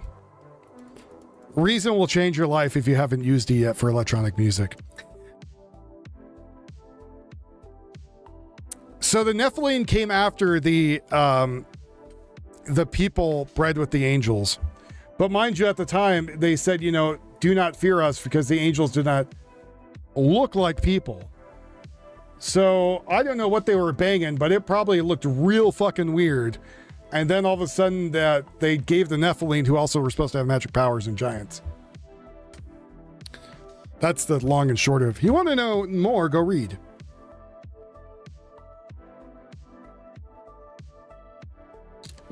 I'm going to be 100% honest with you. Donos do give me dopamine. Like straight up. Like when I don't get them, I get depressed. Like mainly because I'm like worried about my bills. So yes, they definitely give me a dopamine boost. Xenophobic abominations.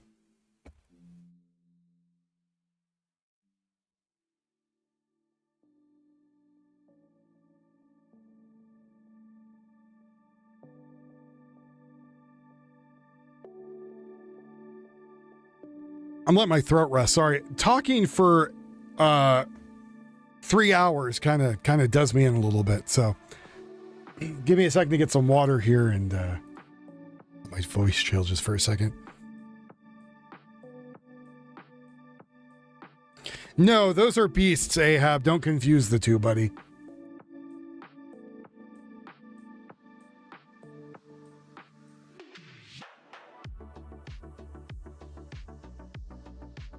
Those are monsters.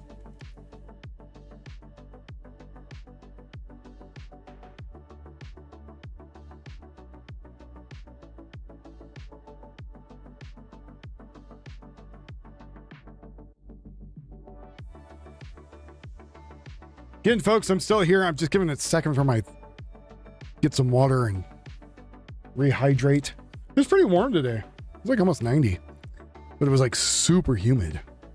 Just like my skin is melting off my bones.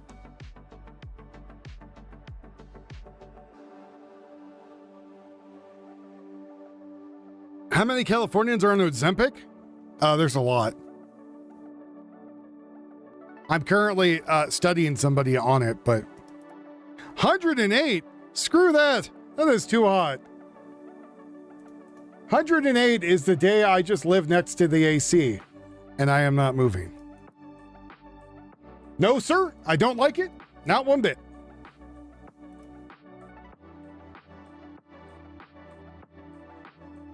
Actually, I have no idea how hot it is right now.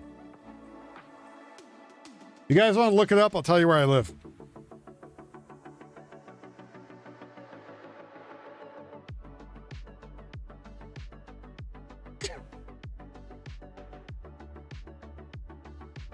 Oh, it was 90 today. Starting to cool down. Do they take EBT at the Ozempic clinic? I'll ask Kit Kat.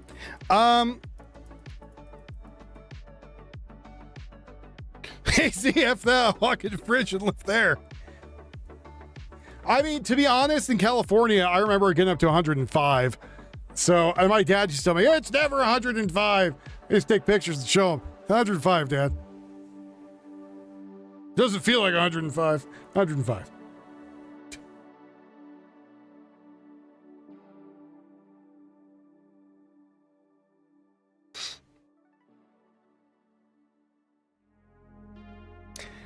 Yeah, if it's a dry heat, I think everyone's okay with a dry heat. It's when it starts getting too wet and, you know, you feel like your skin's melting off of your bones. That's the point where we're all like, oh, God.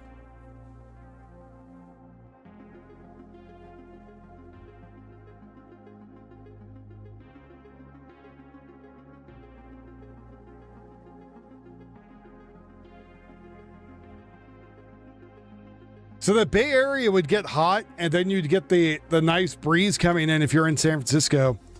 That was the nice thing about San Francisco. There's not many things nice about San Francisco, but it does stay nice and cool there because of the ocean air coming through the peninsula. But I don't know what 4C is. You have to put that in American. I don't know what that does top of my head. But stay nice and cool. But then the air would drift in and it would come over the mountains and cool off and get swampy. If you were like towards the Oakland and stuff, Hayward area. 40 Fahrenheit. Oh, that's perfect. That's a great temp. Where I'm at, it gets down to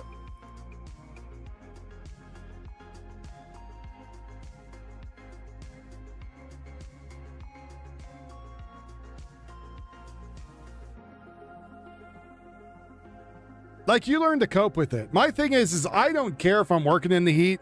I don't care if it's actually hot during the day.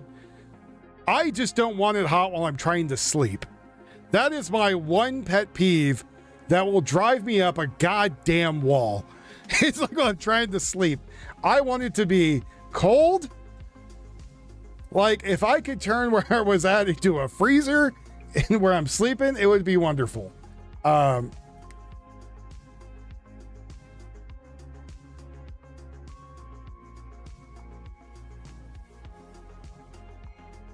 Right, exactly, Crackshot. Yeah. The worst thing is, so in the new truck, I have leather seats. Yeah.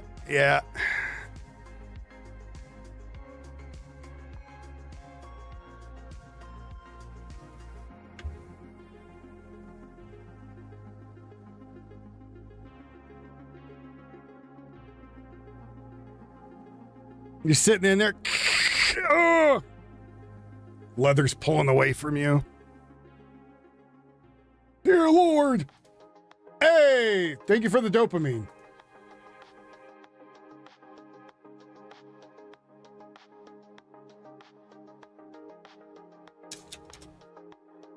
Eventually, once I start getting my bills all in check, I gotta get a bunch of shit for the truck. Like seat covers. Seats are really nice. I want to keep them really nice, number one. Number two, I don't want my ass sticking to the seat.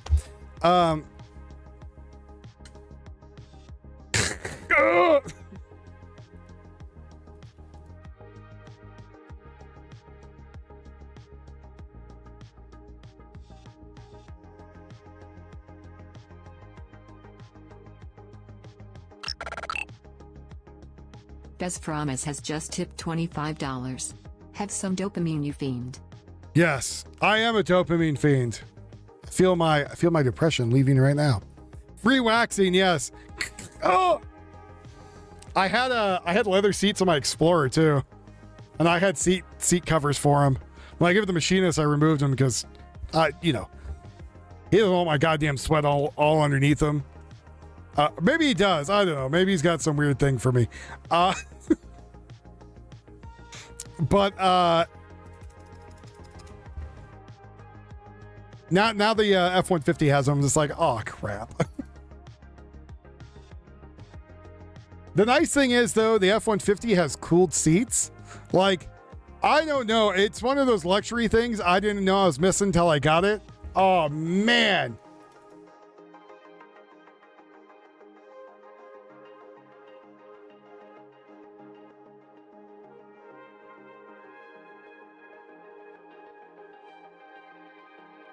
He might be. He may be.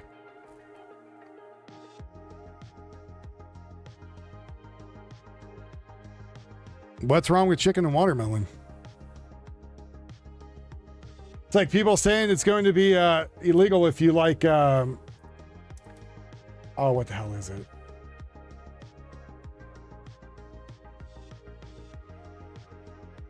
If you like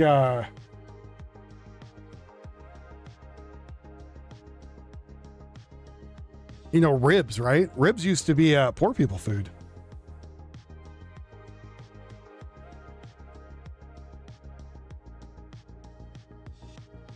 There's actually a lot of foods that used to be poor people food. I know we're getting kind of off the subject, what we're talking about with the kids not knowing how to read and dopamine and everything else. But yeah, there's actually a lot of foods that used to be poor people food that turned into rich people food. So, but back, because I need to digress back to what the hell we were talking about.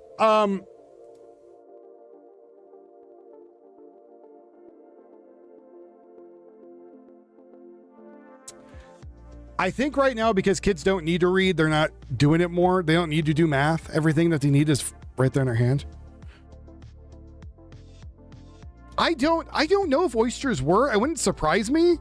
I know ribs were. I knew backstraps were. Because it was by quantity. The king wanted the giant leg. He didn't want the little strip. Bacon was poor people food.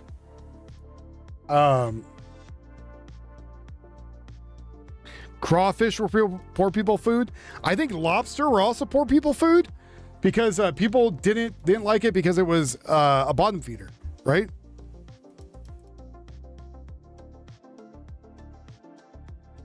I don't want them to put a lobster in me. That sounds weird.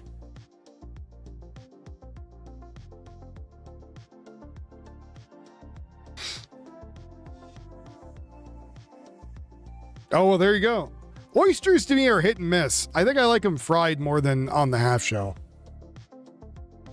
And I swear to God, if I ever go anywhere and I eat somewhere and they're not cleaned, I will not eat another oyster from that place again.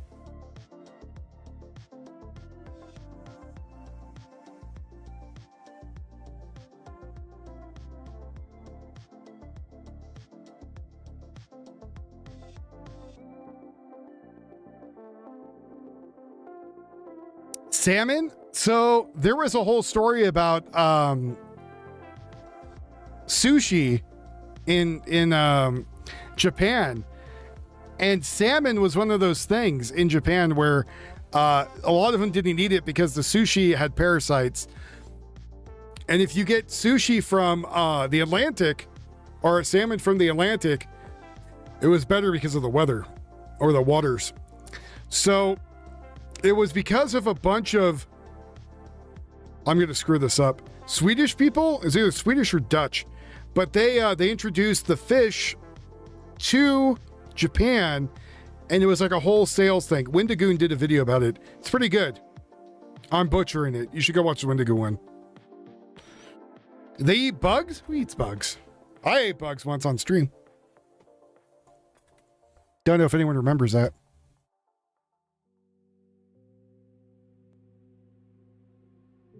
I don't know if anybody was here for that. That's also the time I vomited too on stream. Good times. Funny thing is the bugs didn't make me vomit. What made me vomit was Norwegians. Oh, there you go. I knew it was somebody from that area. But what made me vomit was that atomic spicy gummy bear. I didn't think about it, and I might have been drinking at the time, so I stopped drinking. But I've been in this atomic gummy bear, and it's full of red dye 40, which I'm very allergic to, and I just vomited up. It looked like I was vomiting up blood. Anyways, good times, everybody.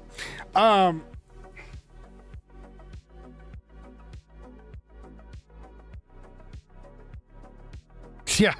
Anyways, fun times.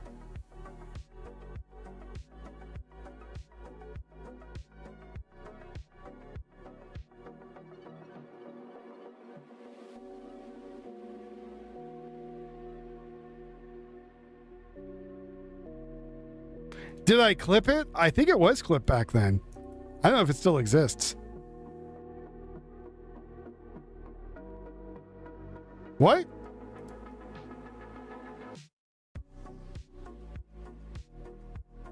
I blame the oysters? I'm not blaming the oysters. I'm blaming the atomic gummy bear for vomiting because of the red dye 40.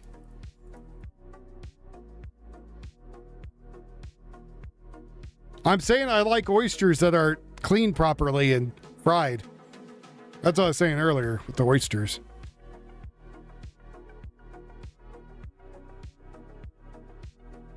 Oh, you're talking to Gator. Oh, never mind. Yeah, I'm allergic to red dye 40. And red dye 40, I believe, is made with bugs. And something about it makes me super sick.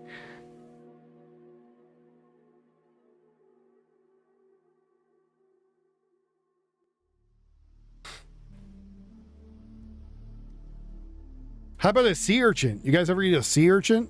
That was interesting. Very interesting texture. I don't know if I would do that one again.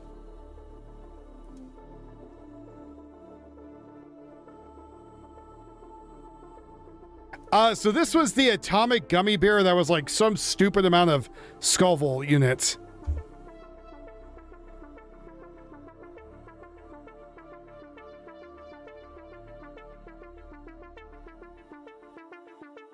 I should have a dopamine counter on the screen.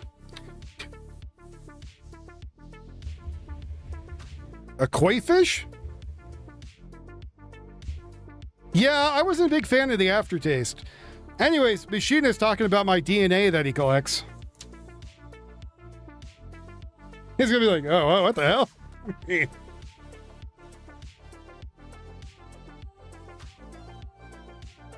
Yeah, I've also eaten mealworms.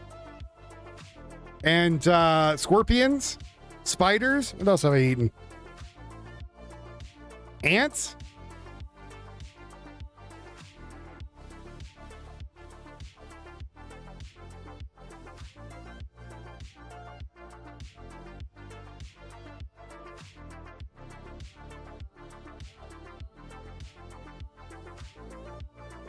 For reasons? Oh, you mean the clone or for the bug eating?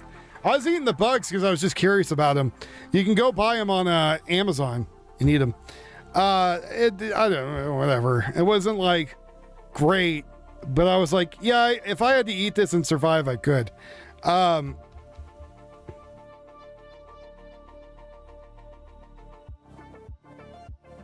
Catfish, you have to, so for catfish and also any other bottom feeder, if you go get a bucket or a little kiddie swimming pool, put cornmeal in it, and you keep changing out the water, you can get the fish to taste pretty damn good.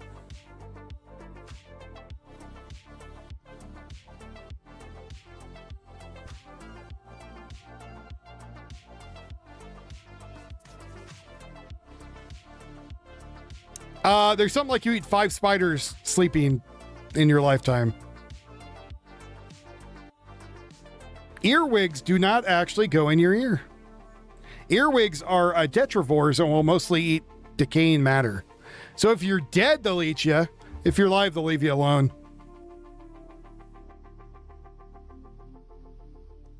Shark is good. Swordfish is good. Oh my God, the swordfish is good.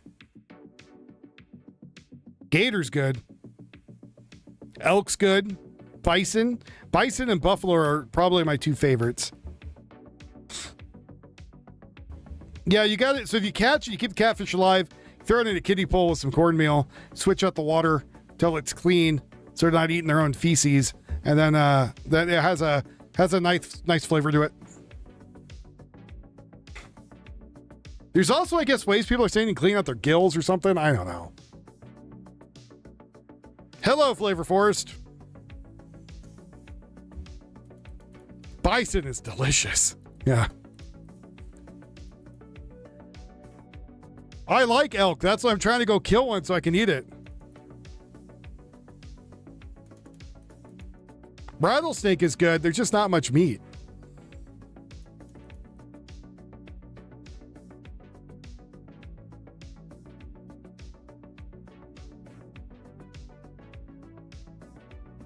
Oh yeah, get your catfish from cleaner water. That's probably another good idea.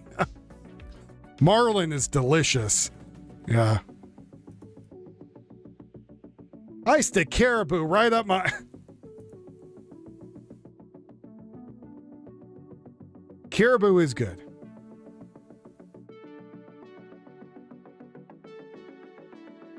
I've had bear. It was okay. For bear, the best thing you could do is like fry it and then make a stew. You got to get all the freaking oils off of it. Why'd you do that? It's pretty okay.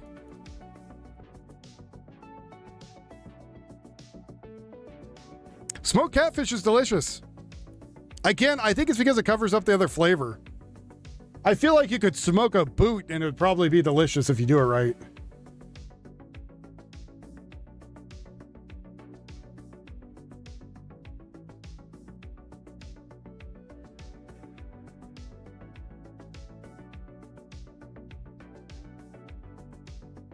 Not just the pets, the birds, the geese, the ducks.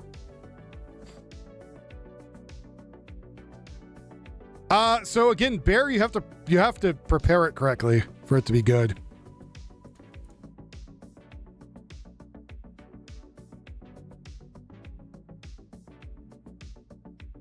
Yeah, they eat a lot of berries and nuts. Like, so, for bear, again, you want to get rid of all that grease, right? And you also want to marinate the living bejesus out of it too. Because bears are big, goddamn beefy animals, right? Because they're big old beefy animals, a lot of muscle, right? A lot of muscle on it.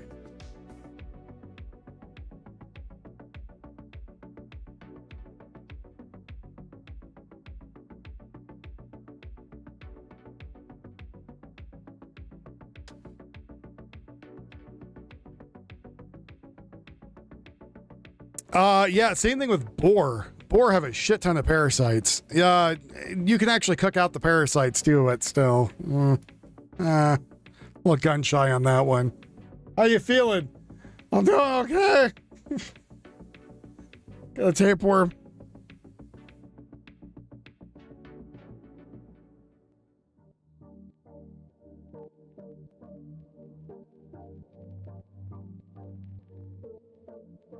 Yeah, extra protein in it.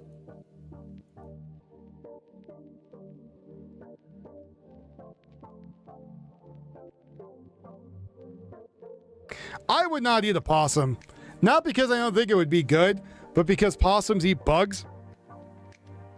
And they're great buggers. They get rid of cockroaches. They get rid of oh hell, they get rid of all kinds of stuff. Cockroaches, earwig, spiders, basically anything that moves they can eat. That's a bug. So I mean, I would keep them alive. Raccoons can be very gross, I hear. It's like how people don't know raccoons have beaks. Possum tastes like shit. Well, there you go.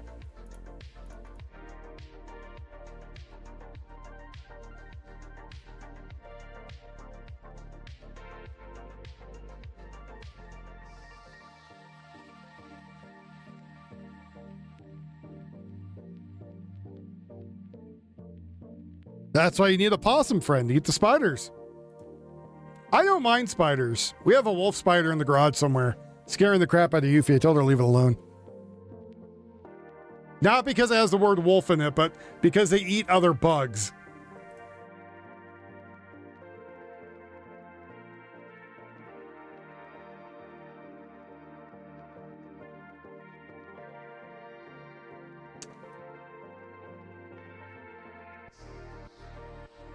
I don't think you want to eat a tick or drink the milk from a tick if a tick has milk.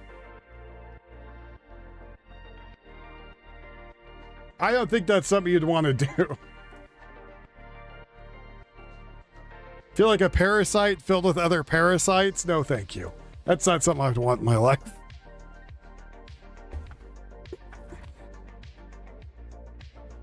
Oh, the huntsmans? Yeah, no, thank you. We have, I think we have huntsmans here, I want to say. I could be wrong. I know we have brown recluses. What the hell is that other one? There's another one out there that's pretty gnarly.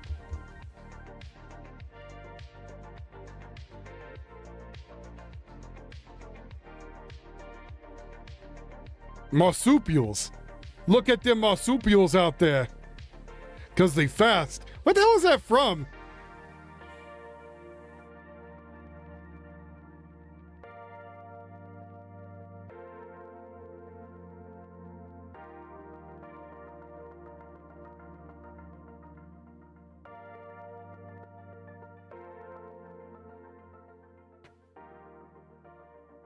Dungeon spiders. I thought you said the human spider. I was like, oh god. I mean, yeah, we got Black Widows, but Black Widows are like everywhere. You know, a really common spider. You should see a wolf spider, McFly, if you don't know what that one looks like. Oh, that's what it was. Yeah, Christopher Walken impression on Bob and Tom. Ugh. Though I hate those two people that make Bob and Tom. If it's who I'm thinking of.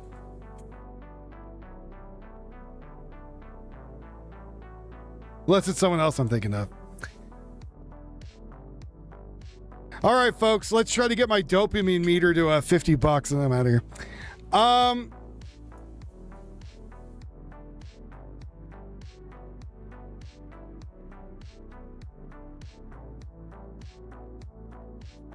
Maybe it wasn't Bob and Tom. I'm thinking about someone else. I think Bob and Tom are fine. I think what I'm thinking of is Heidecker and what the hell was the other guy? The people from Tim and Eric. Tim and Eric, there we go. Those two guys are what I'm thinking of. I hope one of them dies from diarrhea.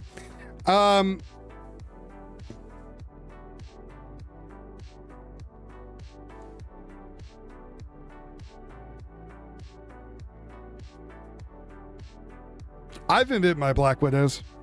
Swell up. Then they get this nice core you take out.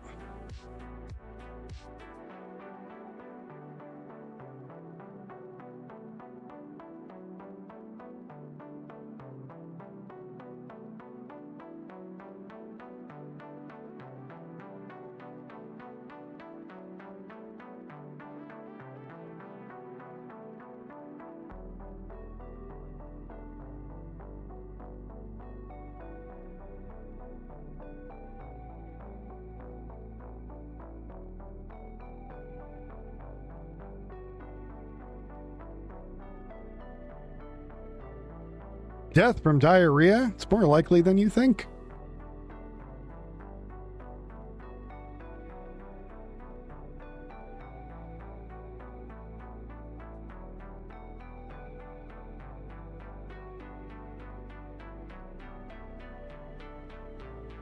That emoji also bears no resemblance to you? Well, no, it's a character. It's like playing a character. That's what I do. I get to relax and I don't got to worry about stuff. I could just chill out and hang out. My mom got bit by a brown recluse on her face, and it was pretty bad.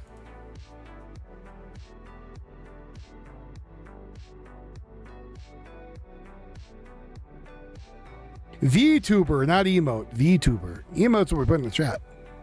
VTuber. I know we lost audience because people don't like my VTuber, but there's a certain point where I'm just like, look, I want to do what makes me happy, man, and I can chill out.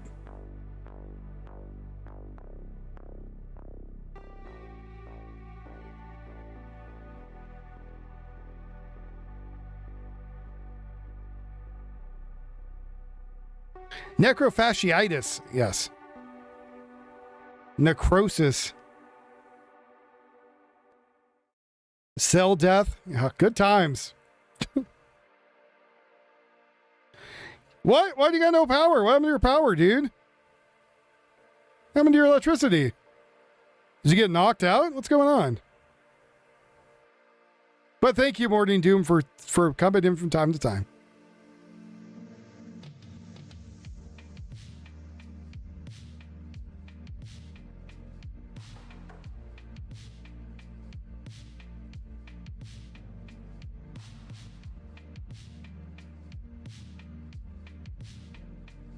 I would say the worst thing I almost got bit by was a rattlesnake. That was the worst. And luckily I shot it before anything happened. When it was getting ready to strike, I put an arrow through its stupid face. But that's probably the worst thing I've been close to being bit by. Spiders, I've gotten bit by spiders. Sucks, but it's just like, whatever. Like, shit happens.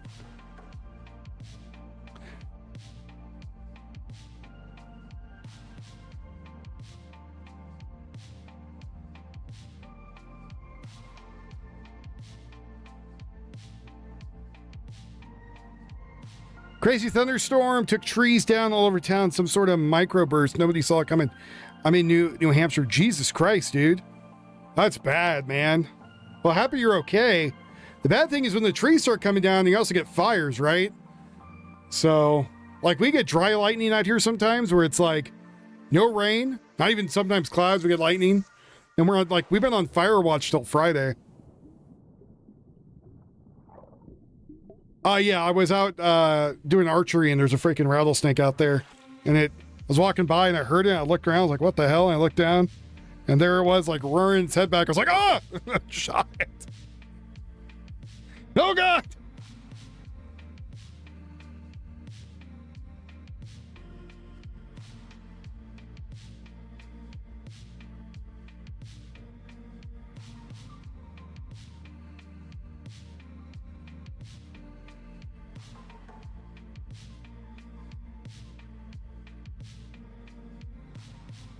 Not today, Satan.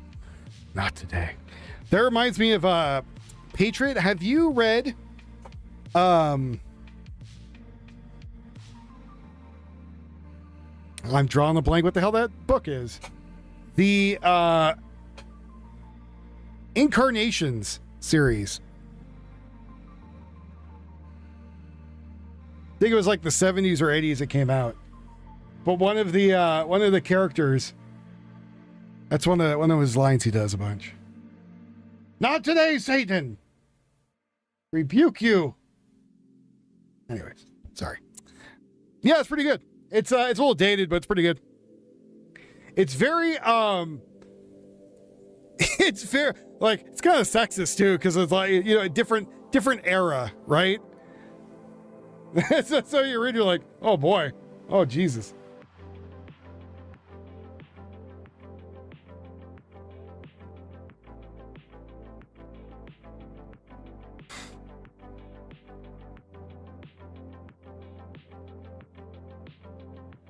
The TV got fried or the generator? Because if you're running off of the generator, you should be going to a battery backup first before the rest of whatever. I think fridges you're okay. But like anything with any finicky electronics, you're going to want to run to like a battery backup or a battery first, then run off the battery. We'll save all your stuff from being damaged. Yeah, there's a bunch of them. You could go find them, I think, for like $1 sometimes on Audible. I read them, but I think I read 2 of them.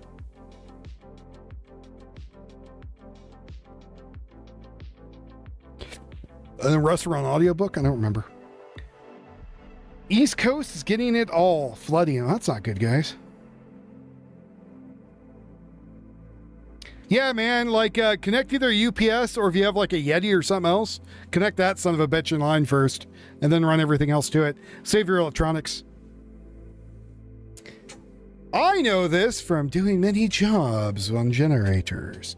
Like when we do any generator for big concerts, we usually have a couple trucks just full of batteries because those go first because we need to power condition and flatten out the wavelengths.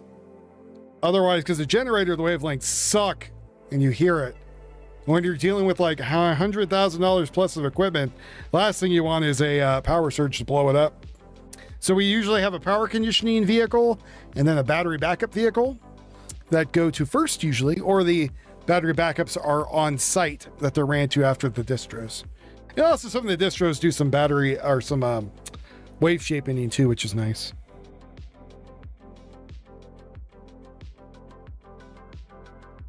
So you can ground out your generator, which is fine, but also again you still get power fluctuations because it's as the motor is trying to keep up generating electricity, it's not a smooth current. You want to have a battery or a capacitor or something on the other end. I'm no electrician. I just work with a lot of expensive shit, and that seems to keep it from blowing up. So.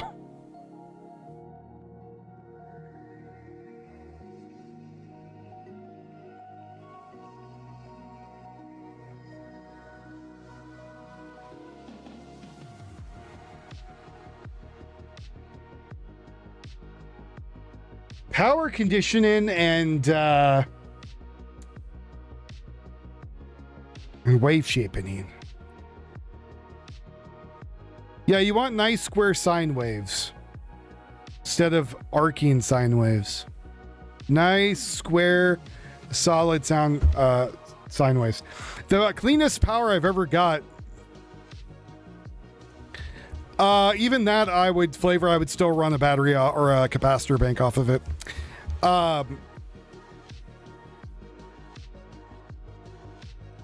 But the cleanest power I have ever used was from a solar farm that was going, so it went from solar farms right to nothing but batteries. Super clean power. Yeah, you can probably make it work one time at the consistency. That's what the batteries and the wave shapers are for. Yeah, the smoke needs to stay in the device.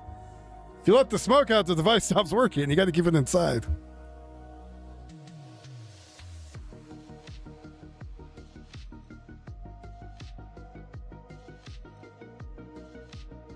Even here, I have a power conditioner hooked up to all the audio equipment. 2 of them, actually. I have one next to me, and then I have the other one for the laptop, and I use the laptop disconnected from the power when I record, so it pulls from the battery. That's a nice cleaner wave sign. Because I'm a weirdo.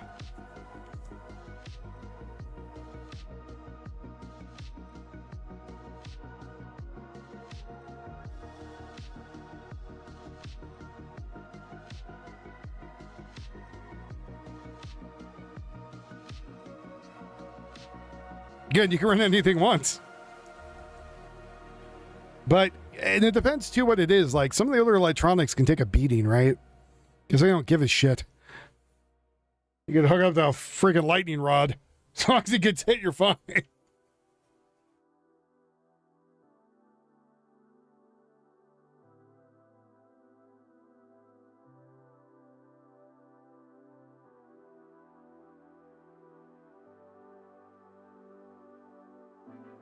All right, folks, I am out of here for tonight. It's been a slow night tonight, but hopefully I kept you all happy and entertained for 3.5 hours. If you guys enjoyed the show, Cash App, Venmo, PayPal, buy me a coffee. I am out of here. I have a new song I will play on the way out. If you are all wanting to listen, I know you like the musics.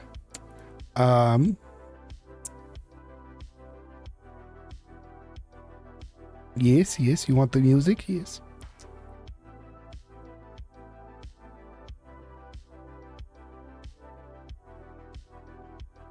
See, you two get along afterward. Not a big deal.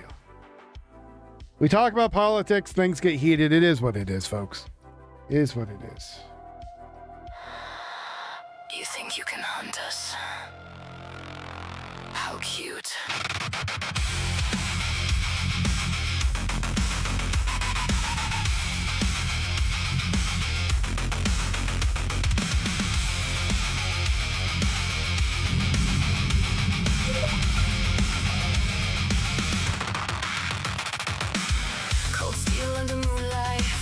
Cut the snow.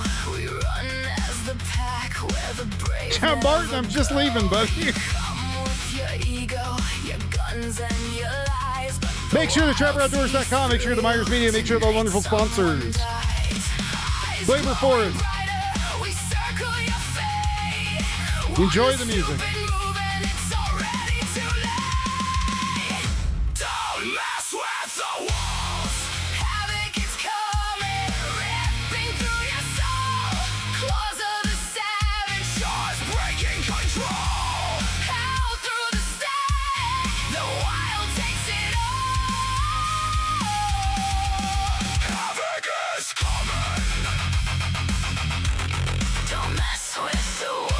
Also, look at the commercial for Flavor Force and Tennessee Custom Blades that is on the page.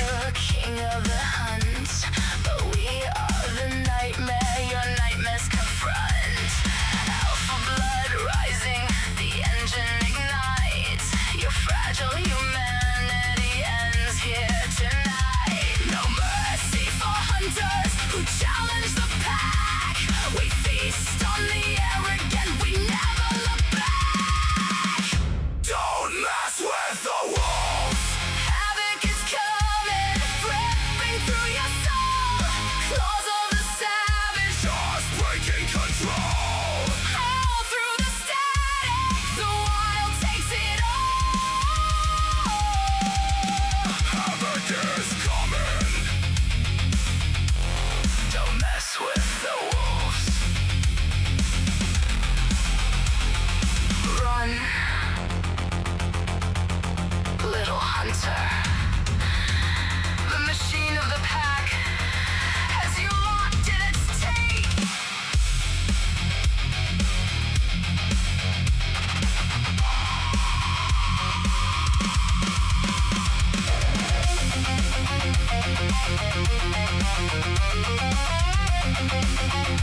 Report.